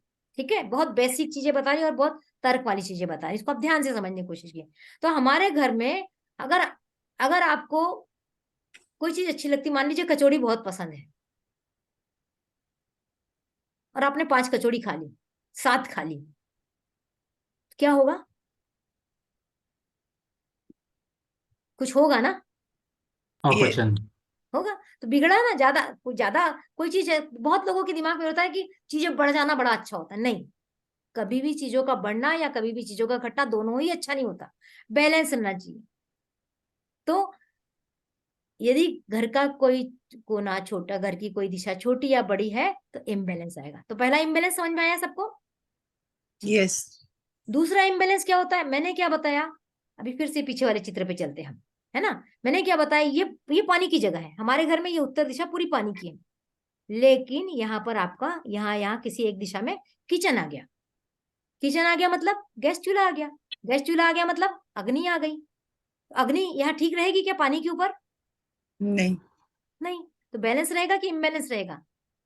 Imbalance. इम्बैलेंस रहेगा। तो जब यहाँ अग्नि की कोई भी चीज आ जाएगी, यानी कि गैस चूल्हा आ गया, हीटर आ गया, माइक्रोवेव आ गया, प्रेस आ गई, कुछ भी दिया लगा दिए बहुत सारे, तो क्या हो जाएगा? या लाल बल्ब लगा दिया, तो ये दिशा बैलेंस नहीं रहेगी, इम्बैलेंस हो जाएगी। क्लियर? Yes. है ना। अब ये अग्नि की दिशा है, ये यहां से आता। अब यहां पर आपने टैंक बना दिया पानी का, चलेगा? चलेगा? Oh, नहीं no. चलेगा, क्योंकि आग के ऊपर पानी डाल रहे हो ना आप, तो आग कैसे काम करेगा? कैसे काम करेगी आग? नहीं कर पाएगी ना, आग काम करेगी ना पानी काम करेगा, दोनों एक दूसरे को बुझाने में लगे रहेंगे, तो इम्बैलेंस होगा। तो Yes. तत्व अलग जगह पे जब पहुंच जाते हैं, आमने सामने के तत्व एक दूसरे की दिशा में पहुंच जाते हैं, तो इम्बैलेंस होता है।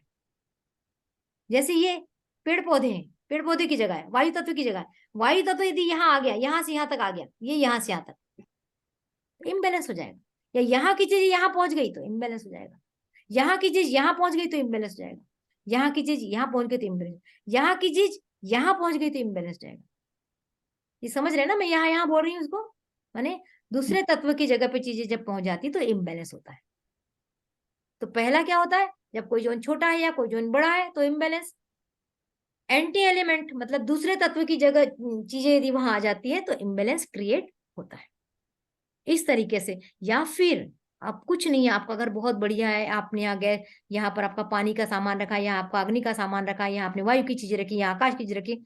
उसके बाद आपने क्या किया, यहाँ पर खिड़कियां है तो आपने लाल रंग की पर्दे डाल दिए, क्या होगा बताइए क्या होगा। यहाँ आपने लाल रंग के पर्दे डाल दिए, या बेडरूम है तो लाल रंग की चादरें बिछा दी, या दीवारों पे लाल रंग कलर कर दिया, तो क्या होगा, अग्नि पहुंच गई, लाल रंग मतलब अग्नि, यहाँ अग्नि पहुंच गई तो इम्बेलेंस हो जाएगा। या फिर इस दिशा में आपने हरा रंग ले आए या पेड़ पौधे लगा दिए तो इम्बेलेंस हो जाएगा, तो ये पूरे रिश्तों को खा जाएगा, रिश्ते बर्बाद हो जाएंगे। जब आपके साउथ वेस्ट में पौधे आ जाएंगे या लकड़ी का बहुत ज्यादा सामान आ जाएगा, हरा रंग आ जाएगा, तो ये रिश्ते खराब करेगा। तो वास्तु में रिलेशन, वास्तु की जो दिशा है उसमें हरा रंग नहीं आना है, साउथ वेस्ट में हरा रंग नहीं आना है।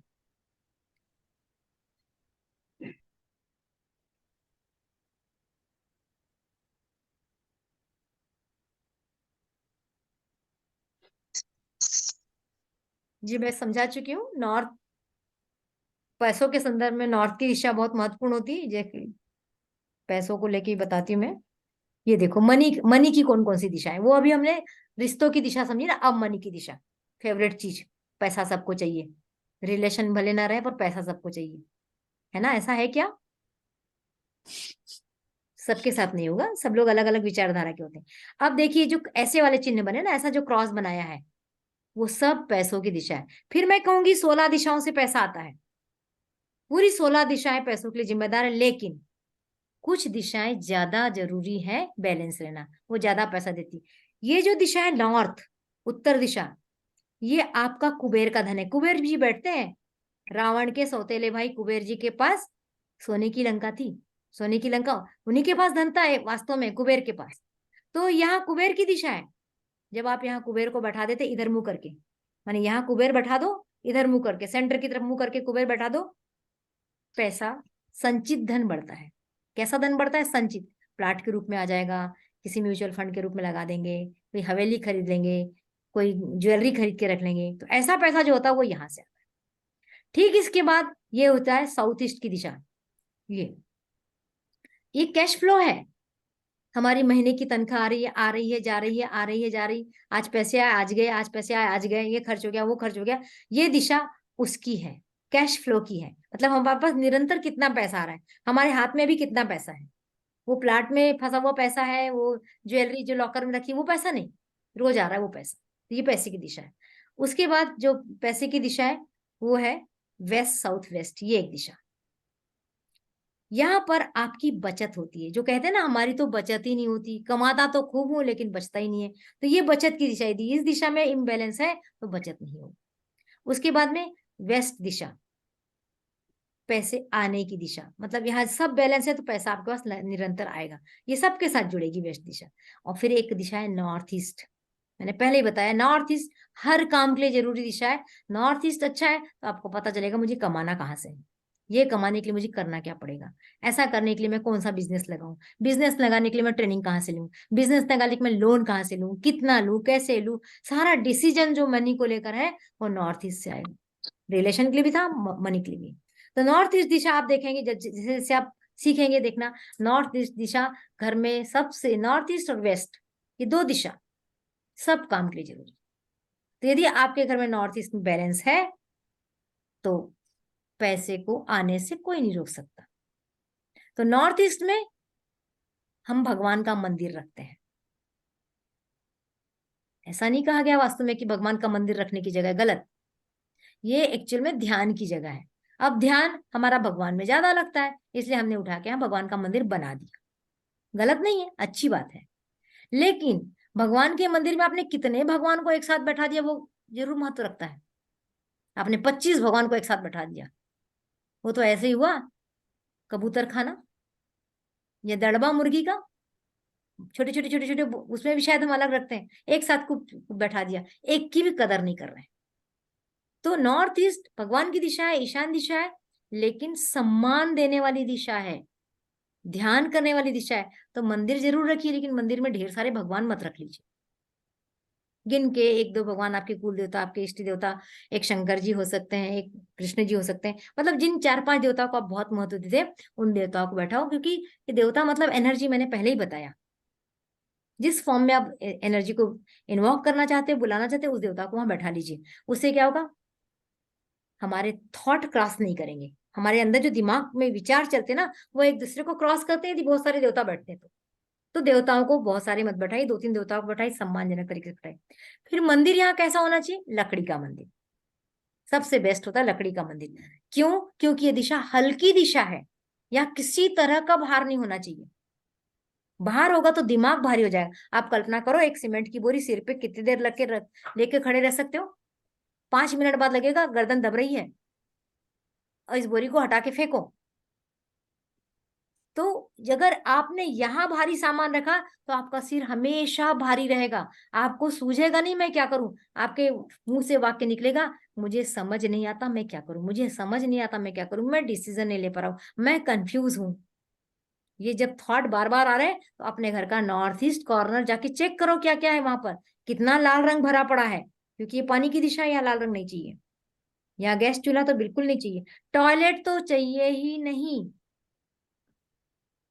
इन सब चीजों का यदि आपके घर में है तो विचार कीजिए कि कैसे हटाया जाए इस जगह को, कितना साफ सुथरा। डस्टबिन नहीं होना चाहिए, झाड़ू नहीं होना चाहिए, जूते चप्पल नहीं होना चाहिए। इस दिशा को जितना पवित्र रख सकते उतना पवित्र रखिए, तो नॉर्थ ईस्ट बैलेंस हो जाएगा। उसके बाद साउथ ईस्ट, साउथ ईस्ट अग्नि की दिशा है, यहाँ पानी किसी भी हालत में नहीं होना चाहिए। यदि किसी के अंडरग्राउंड वाटर टैंक है या घर में ढलान है तो दिशा इम्बैलेंस हो जाएगी।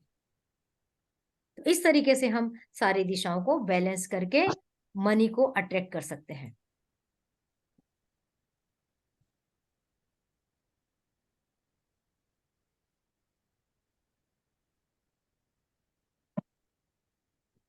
अब कुछ बात करती हूँ मैं अपने अगले प्रोग्राम की। मैं बहुत जल्दी, कुछ लोगों ने रिक्वेस्ट भी की थी मुझसे, एक वर्कशॉप लेने जा रही हूँ। ये 3 दिन की वर्कशॉप है, 18 से 20 दिसंबर की, और बहुत नॉमिनल फीस, मैंने पहली बार मैं इतनी नॉमिनल फीस पे करने जा रही हूँ, क्योंकि मेरा उद्देश्य है कि मैं ज्यादा से ज्यादा लोगों को के घर तक वास्तु को पहुंचाऊं। ये सनातनी परंपरा है हमारी, अधिक से अधिक लोग इस कोर्स को ज्वाइन करें और आप सीख सकते हैं। ये जो चीजें मैंने अभी बताई, ये बिल्कुल मात्र छोटा सा टेलर है, क्योंकि वास्तु बहुत डीप है। पर ये 3 दिन के कोर्स में आप इतना सीख सकते हैं कि आप क्या करें ऐसा कि आपके घर का सामान्य वास्तु ठीक रहे। मेरे इस बेसिक वास्तु को, ये जो चालू होने जा रहा है 18 दिसंबर से 20 दिसंबर तक, टाइम होगा 8:30 से 10:30। ऐसा टाइम है कि आप खा पी कर आराम से बैठ सकते हैं और क्लास अटेंड कर सकते हैं। और फीस मात्र 299 है। तो आज जो करेगा, अभी जो करना चाहेगा वो मुझे बता सकता है, या आप पेमेंट भी कर सकते हैं। बहुत बहुत जल्दी होने वाला है कोर्स, और इस कोर्स में आप क्या सीखेंगे उसके बारे में मैं आपको बता देती हूँ। वास्तु का इम्पोर्टेंस क्या है, क्यों हमें वास्तु सीखना चाहिए, वास्तु सीखकर फायदा क्या होगा, आपके घर की फेसिंग क्या है, किस तरफ आपके घर का मेन डोर है, और वो आपको क्या इम्पैक्ट देता है। यदि पश्चिम मुखी मकान है तो उससे आपको क्या क्या मिलेगा, क्या क्या नुकसान हो सकते हैं। दक्षिण मुखी मकान है तो उसका क्या क्या फायदा होगा, उससे क्या क्या नुकसान होंगे।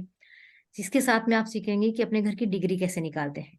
हम तो कहते हैं कि हमारा घर नॉर्थ मुखी है, उत्तर दिशा का है, लेकिन उत्तर दिशा में भी कितने डिग्री पे है, क्या एग्जैक्ट उत्तर दिशा में है, या थोड़ा उत्तर के पहले है, या उत्तर के बाद में है, इसको हम डिग्री कहते हैं। तो ये डिग्री निकालना कैसे निकाला जाता है, कंपास के माध्यम से कैसे निकालता है, अर्थ गूगल अर्थ से कैसे निकालता है, ये आपको सीखने मिलेगा।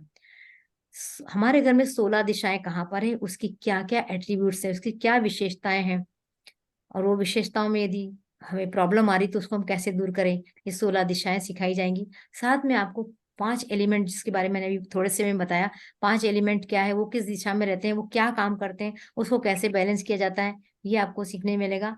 एलिमेंटल थ्योरी होती है कि एलिमेंट क्रिएट करता है, कैसे पानी वायु अग्नि को क्रिएट करता है, इस तरह से पूरा चक्र कैसे चलता है, क्योंकि ये चक्र ही हमें रेमेडी के रूप में काम करने में मदद करता है। हमें जो वास्तु की रेमेडी बनाते हैं वो इसी से बनाते हैं।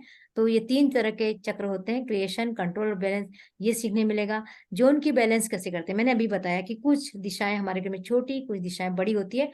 तो हम बिना तोड़ फोड़ के, कोई जरूरी नहीं कि हम घर में तोड़ फोड़ करें, बिना तोड़ फोड़ के भी हम अपने घर की दिशाओं को बैलेंस कर सकते हैं। यानी कि कम है तो उसको बड़ा कर सकते हैं, बड़ा है तो उसको हम छोटा कर सकते हैं।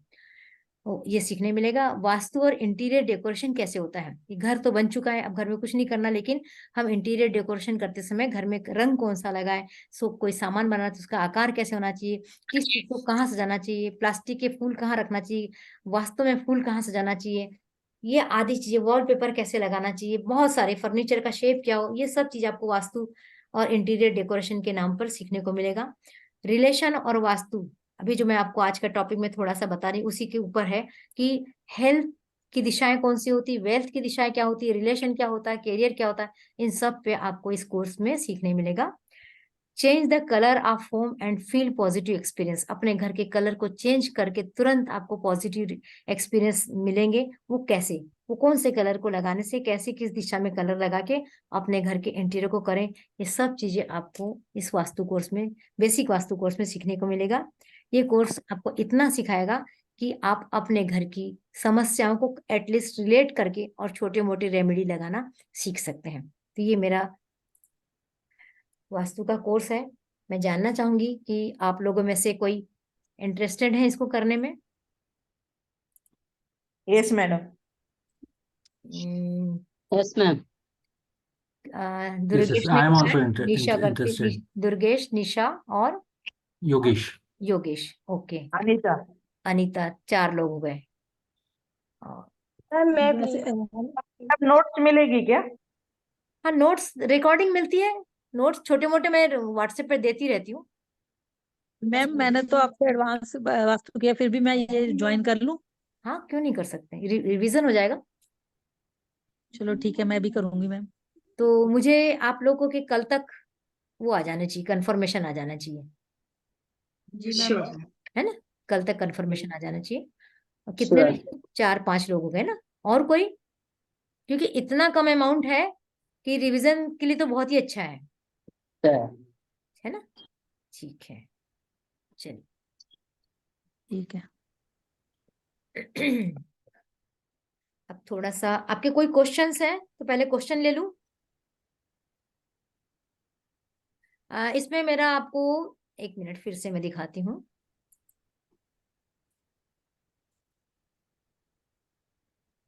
मेरा व्हाट्सएप नंबर है जो गूगल पे भी कर सकते हैं, इसमें दिया है। या आप लोग नोट कर लीजिए, मैं बोलती हूँ, नोट करेंगे। Yes yes madam. Ma'am. Number note कीजिए, उसी पे गूगल पे हो जाएगा। 99810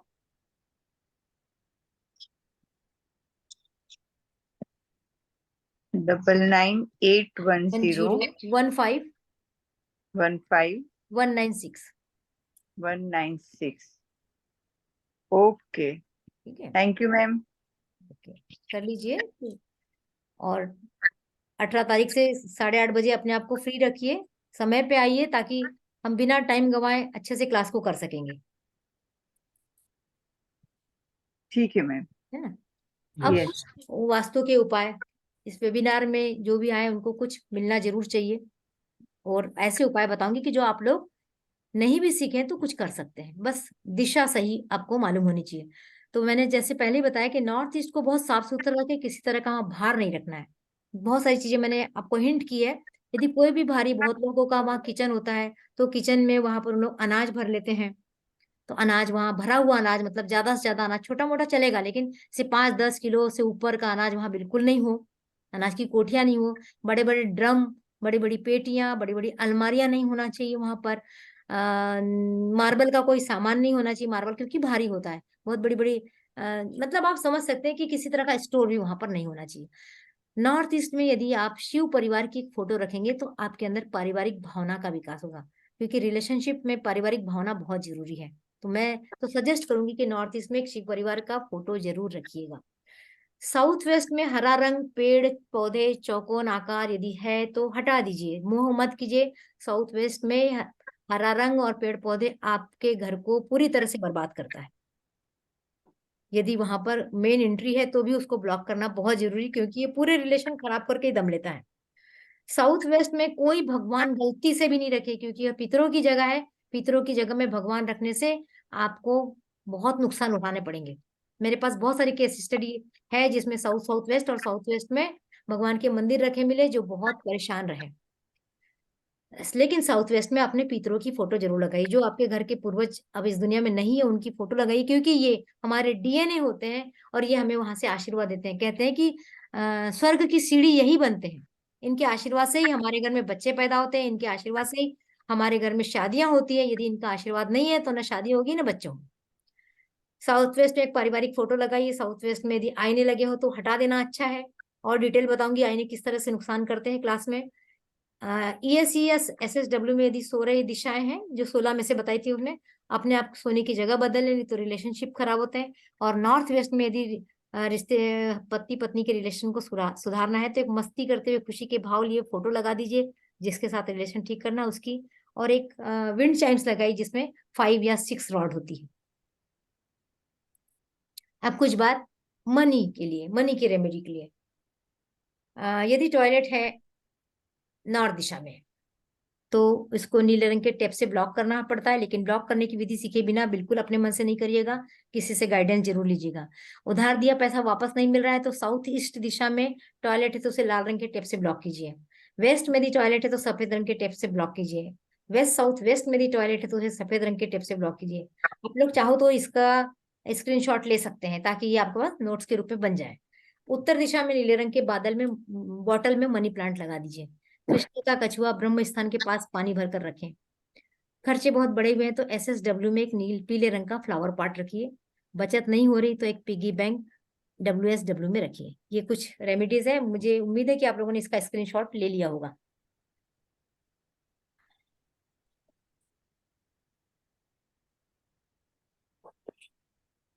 अब कुछ उपाय, जब मैंने कहा कि मैं होलिस्टिक लाइफ पे काम करती हूँ तो मैं ऐसा हो नहीं सकता कि मैं दूसरे उपाय आपको न दूं। ये उपाय हैं मनी के लिए भी और रिलेशनशिप के लिए। अपने थॉट प्रोसेस को चेंज कीजिए। मैंने पहले ही बताया मनी के लिए कि गरीब मानसिकता के साथ मत जिए, गरीब मानसिकता को बदल दीजिए। आज भी यदि आपके पास पैसा नहीं तो भी सोचिए मेरे पास बहुत पैसा आ रहा है, मेरे पास बहुत पैसा आ चुका है। यदि रिलेशन के लिए आपके दिमाग में चल रहा है कि मैं कितना करता हूँ, मेरा साथी मुझे बिल्कुल महत्व नहीं देता, वो तो ऐसा ही है, वो तो, बदल दीजिए इस थॉट प्रोसेस को।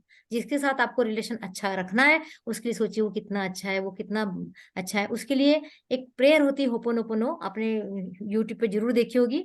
I am sorry, please forgive me, thank you, I love you. ये 4 वाक्य यदि आप उस व्यक्ति के लिए बोलते हैं जिससे आपके रिलेशन खराब है, आप कुछ ही दिनों में देखेंगे, मैं बिल्कुल दावे के साथ इस रेमेडी को देती हूँ, आपके रिलेशन अच्छा होना शुरू हो जाएगा।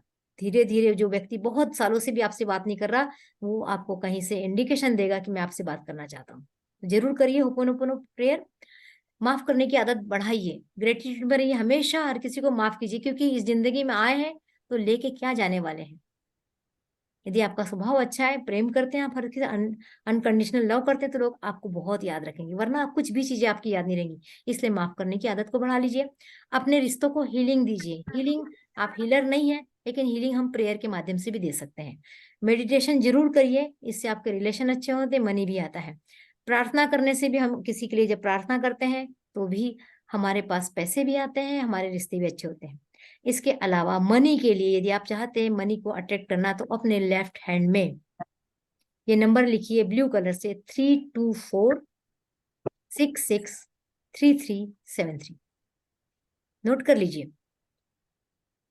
एंजल नंबर लिखिए लेफ्ट हैंड में, ब्लू पेन से रोज लिखिए 324663373। और जब लिखें तो दिमाग में इंटेंशन रखिए कि मेरे पास बहुत सारा पैसा चल के आ रहा है, लेकिन काम करना बंद नहीं करना है, बिना काम के पैसा नहीं आएगा, है ना।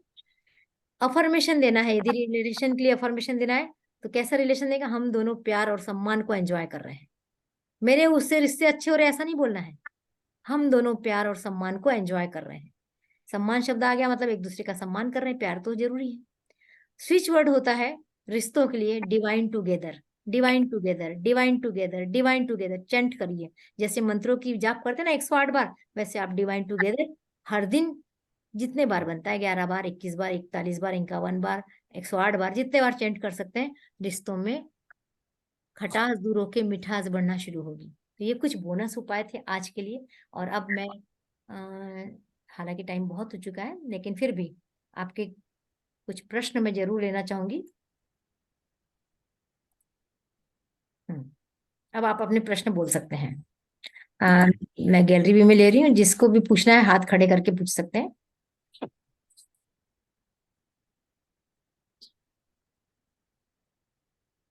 किसी को नहीं पूछना है? अच्छा, हाँ निशा जी बोलिए। अ, कुछ लोग कहते हैं कि मंदिर के ऊपर जो मुकुट जैसा होता है ना, वो नहीं होना चाहिए। हाँ, घर में रखा हुआ कलश जो होता है ना, वो त्रिकोण होता है, वो घर के रखे मंदिर में नहीं होना चाहिए। नहीं, मेरा टेम्पल पत्थर का है, आरस का है। तो उसके ऊपर जैसे रियल मंदिर होते हैं, उसके ऊपर कैसे ट्रिंग का ऊपर मुकुट होते हैं, वैसे ही मेरे मंदिर पे 3 मुकुट है। वो नहीं होना चाहिए घर में। घर के मंदिर घर में नहीं में होना चाहिए, घर के मंदिर में नहीं होना चाहिए। और यदि आपका नॉर्थ ईस्ट में मंदिर है और मार्बल का मंदिर है तो प्लीज हटा लीजिए। नहीं, मेरा वेस्ट में ही है। वेस्ट में है तो वेस्ट में फिर भी चलेगा, नॉर्थ ईस्ट में नहीं चलता, चलेगा। लेकिन वो घर के मंदिर में कलश नहीं होना चाहिए मंदिर के ऊपर का। Okay, thank you so much. Welcome. और कोई? मैडम मुझे एक ये पूछना था जी। कि 2 मंजिली घर रहता है ना, तो अगर नीचे किचन है और ऊपर रूम आ गया तो प्रॉब्लम आ सकते है क्या? नीचे रूम है, ऊपर किचन है? नहीं, नीचे किचन है, हम्म। ऊपर बेडरूम है। नहीं, कोई कोई प्रॉब्लम नहीं आएगा। दिशा नहीं सही आएगा? होना चाहिए, नहीं नहीं कोई प्रॉब्लम नहीं। हाँ जी मैम, मुझे भी एक क्वेश्चन पूछना है कि अगर हम जैसे घर में नॉर्थ ईस्ट में वैसे ही पूजा रूम बना लेते नॉर्मल सा, तो उसका तो कोई साइड इफेक्ट नहीं होता? नॉर्थ ईस्ट में? पूजा रूम बनाते हैं वैसे सिंपल, हम्म। तो उसका कोई साइड इफेक्ट तो नहीं होता?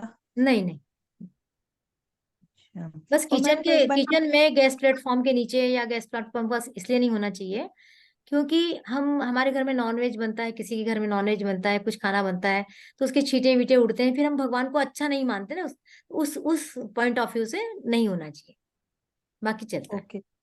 और मैम एक बात पूछनी थी, जो ईस्ट मतलब एक तो होता है ना नॉर्थ ईस्ट, हम्म। ईस्ट का जो नॉर्थ है उसका भी उसकी किचन की मतलब बाथरूम की कोई रेमेडी नहीं होती?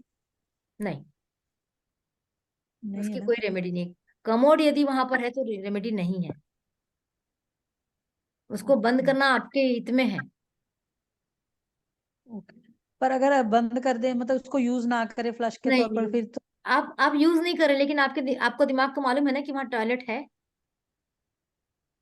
हाँ मैम, पर वो मेरी बेटी का घर बाहर है, पर वो उसको वहां तो कर नहीं सकते ना, हम हटा नहीं सकते। यूज नहीं करना तो कमोड शीट हटा दे। नहीं मैडम, वहाँ वो होता है ना, बने होते पूरे प्रॉपर पूरा, फिर मेथड यूज करना पड़ता है, वहाँ हम ऐसे हटा नहीं सकते। तो उनको प्रॉब्लम आ रहे होंगे, कब से रहते हैं? उसने पिछले साल लिया ये घर। तबीयत ठीक रहती सबकी? सिर दर्द तो नहीं रहता? नहीं, सिर दर्द तो नहीं रहता, पर मेरी बेटी को प्रॉब्लम्स काफी आ रही हैं हेल्थ की। आएगी वो प्रॉब्लम, वो हम्म। छोड़ती ही नहीं, वो टॉयलेट वहां छोड़ता ही नहीं है। तो उसका अभी इन द मीन टाइम कोई और कोई रेमेडी नहीं है? नहीं है, अगर मैं बता भी दूंगी तो वो 1 महीना भी काम कर दे तो बहुत बड़ी बात है। नीला टेप चिपका सकते हैं, लेकिन वो नहीं, वो उसका असर ज्यादा नहीं है। और कोई? और अच्छा योगेश जी, आपने कुछ पूछा है? अगर भाड़े का घर रहेगा तो भी प्रॉब्लम आ जाती है क्या वैसे? बिल्कुल। जहां आप 1 वीक रह लिए वो घर आपको असर करेगा। वो और ईस्ट में टॉयलेट है। ईस्ट में टॉयलेट है, आपको समस्या आ रही है क्या कुछ? समस्या बीमार रहता मैं। आप बीमार रहते हैं? आप लोगों के साथ रिलेशन कैसे हैं? रिलेशन बेटा का साथ में रिलेशन बराबर नहीं है बड़ा वाला का साथ में। और अड़ोसी पड़ोसी, समाज के साथ? समाज से ज्यादा अच्छा है। समाज के साथ अच्छा है, ओके। हम्म। ईस्ट के टॉयलेट को आप ब्लॉक कर सकते हैं, लेकिन आपको प्रॉपर इस जगह मालूम होना चाहिए। कई बार हम जिसको ईस्ट समझते हैं वो ईस्ट के बाजू वाली भी हो सकती है, इधर के बाजू की भी हो सकती है। हाँ तो वही देखना हाँ, पड़ेगा, देखना हाँ, पड़ेगा। हाँ हाँ, बिना देखे नहीं करेंगे, क्योंकि ऐसा होगा कि वेबिनार में बताया हमने कर लिया, तो वेबिनार में हम आपको एकदम परफेक्ट दिशा नहीं बता पा रहे हैं ना, और ना आप हमको बता पा रहे हैं। तो आप बिल्कुल परफेक्ट दिशा देखिए कि कौन सी दिशा आ रही है, उसके साथ और बहुत सारी चीज को रिलेट करते हैं। ठीक है ना। तो ये वेबिनार का अर्थ आप लोग समझिए। कोई भी वेबिनार हो, मैं लूं चाहे कोई और ले, वेबिनार में एक आपको एक वो दिखाया जाता है, फ्रेमिंग दिखाई जाती है कि ये चीजें ऐसी ऐसी होती है, लेकिन उसको प्रैक्टिकली कभी अपने घर में तुरंत करने की कोशिश नहीं कीजिए, विशेषकर वास्तु के संदर्भ में, क्योंकि अभी आपको वो अपने घर के बारे में, आपके नक्शे के बारे में बहुत जानकारी नहीं होती है ना, इसलिए मैं कहूंगी।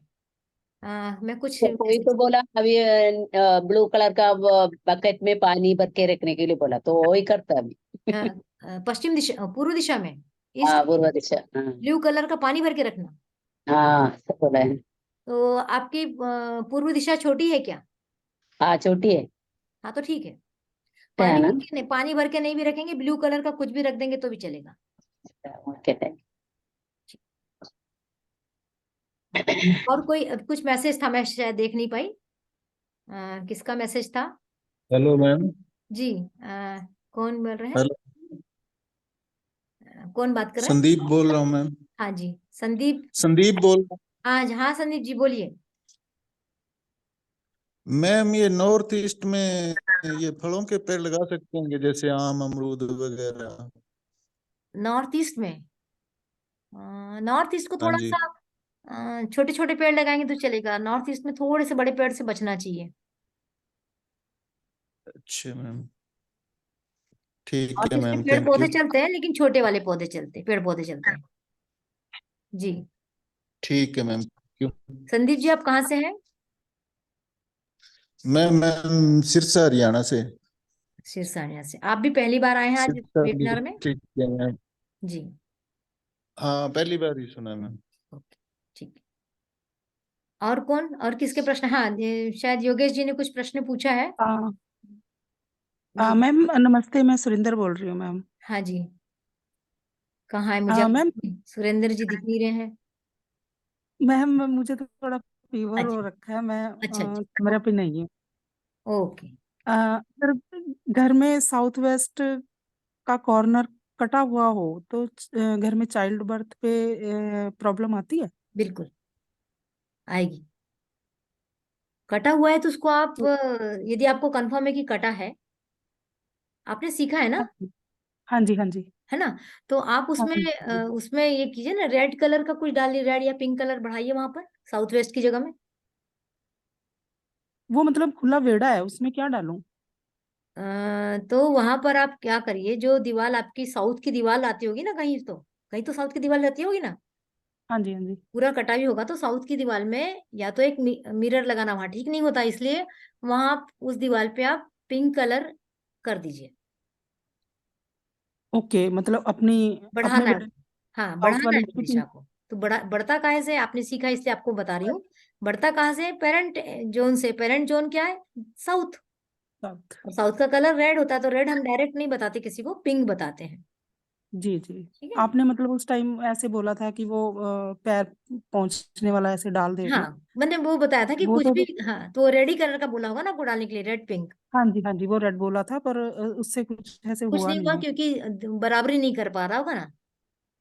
जी जैसे जी। जैसे आप भजिए बनाने बैठे, आपके पास में एक पाव बेसन है, तो आपने जी। नमक डाला। अब आपने उसमें हाँ जी। बेसन और मिलाना शुरू किया, नमक नहीं बढ़ाया तो काम हो जाएगा क्या? हम्म।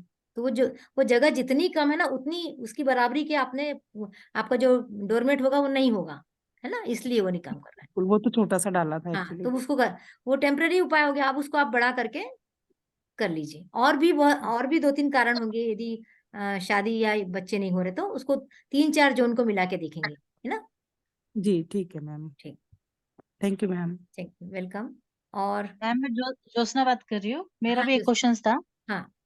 मैम ईस्ट में मेरा मेन डोर आ रहा है, और आपने मुझे पीछे कहा था कि अशोक स्तंभ आप ला लो घर में। हम्म। मैम मुझे पूछना था कि वो मैं कौन सी दिशा में रख सकती हूँ? अभी आप जॉब करती है ना? अभी फिलहाल तो मैं घर पे हूँ, बेबी छोटा है इसलिए। बेबी छोटा है इसलिए। तो आप क्या गवर्नमेंट सेक्टर में जाना चाहती हैं? जी। तो आप ईस्ट में रखिए, ईस्ट में। ईस्ट में रखिए। जी,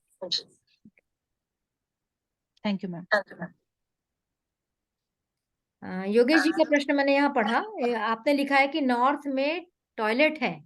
आप पूछ लेंगे योगेश जी, अनम्यूट करके प्रश्न पूछ लीजिए।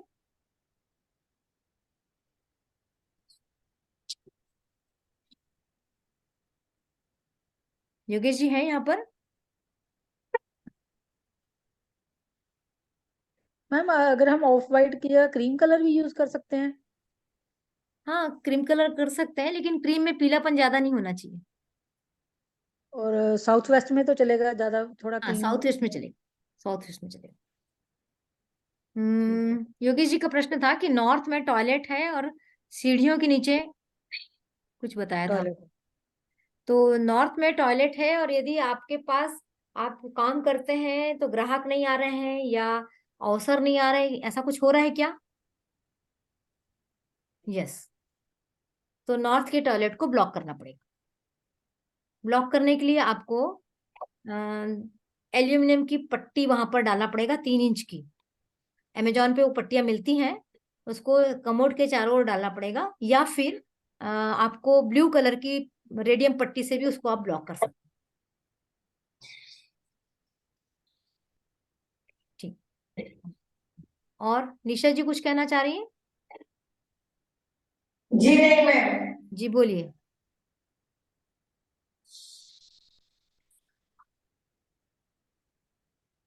और किसी के कोई प्रश्न है तो ठीक, नहीं तो हम लोग अब मिलते मैडम, हैं। वेस्ट को अगर गार्डन रहेगा तो? क्या? वेस्ट साइड में गार्डन है तो? प्रभाव डालेगा। आपको आपके घर में है? हाँ है ना। और क्या प्रभाव मिल रहा है? रिलेशन ठीक है? नहीं ना। और बहुत सारे काम ऐसे होते हैं जो हाथ में आते आते चले जाते हैं, हाँ। वो उसी कारण है। हटाना। पूरा निकालना पड़ेगा। हाँ, हटाना पड़ेगा।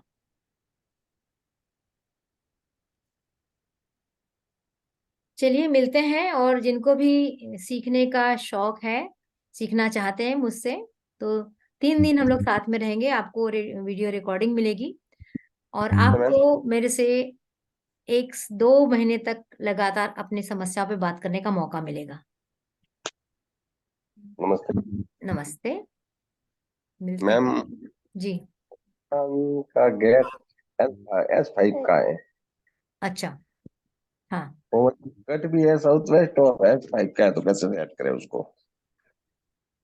अम, देखिए, आपको भी साउथ वेस्ट से रिलेशन की प्रॉब्लम आ रहे हैं, हाँ, और रिलैक्स नहीं रह पाते आप?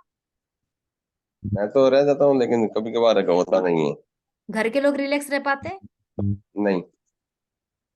तो वो S5 का जो दरवाजा आपको रिलैक्स नहीं रहने देगा। और कई बार ऐसा भी होता होगा कि कुछ जो काम आपने नहीं किया, उसका इल्जाम भी लगता है। नहीं, ऐसा तो नहीं होता, लेकिन ऐसा नहीं हुआ? तो जितना काम करे उसका यश नहीं मिल रहा है, हाँ, ये बात है। तो वो S5 का दरवाजा है, और रिलेशन खराब है, उसका कारण साउथ वेस्ट है। और तो आपको S5 के दरवाजे को भी ब्लॉक करना पड़ेगा, और साउथ वेस्ट के कट को मतलब छोटा है तो उसको बढ़ाना पड़ेगा।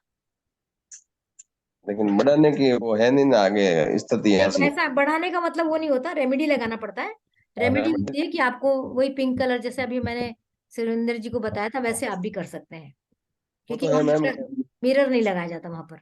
S5 के दरवाजे की रेमेडी हो सकती है। साउथ वेस्ट के दरवाजे है ना, साउथ S5 के दरवाजे की रेमेडी है।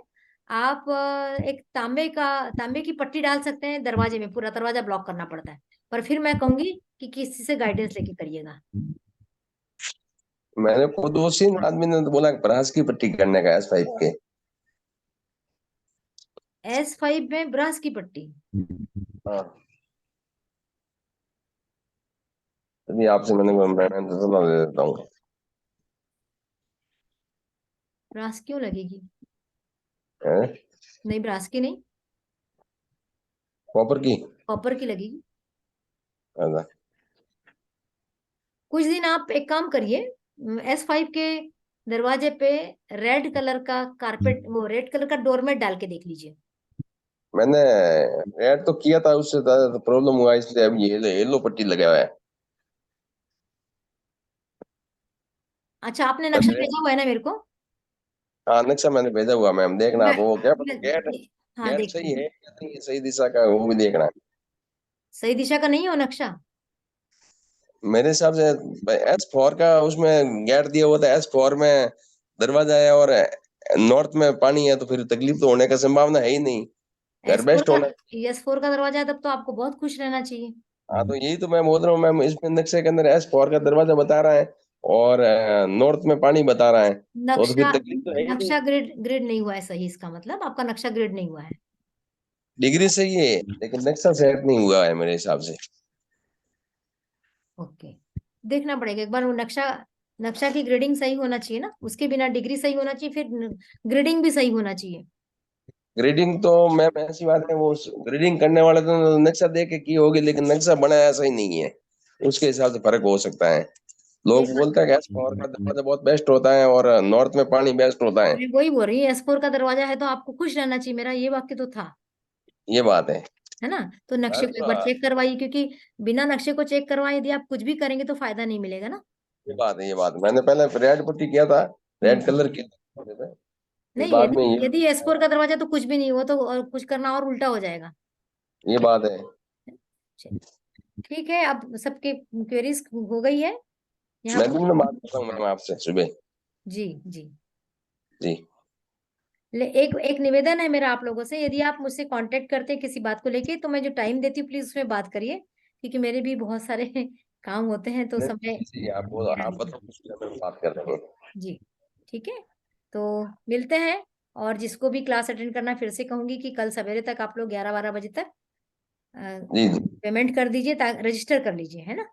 ठीक है, जी। चलिए मिलते हैं बहुत जल्दी। मैं एक और वेबिनार लेके आ रही हूँ, उस वेबिनार में फिर से मिलेंगे।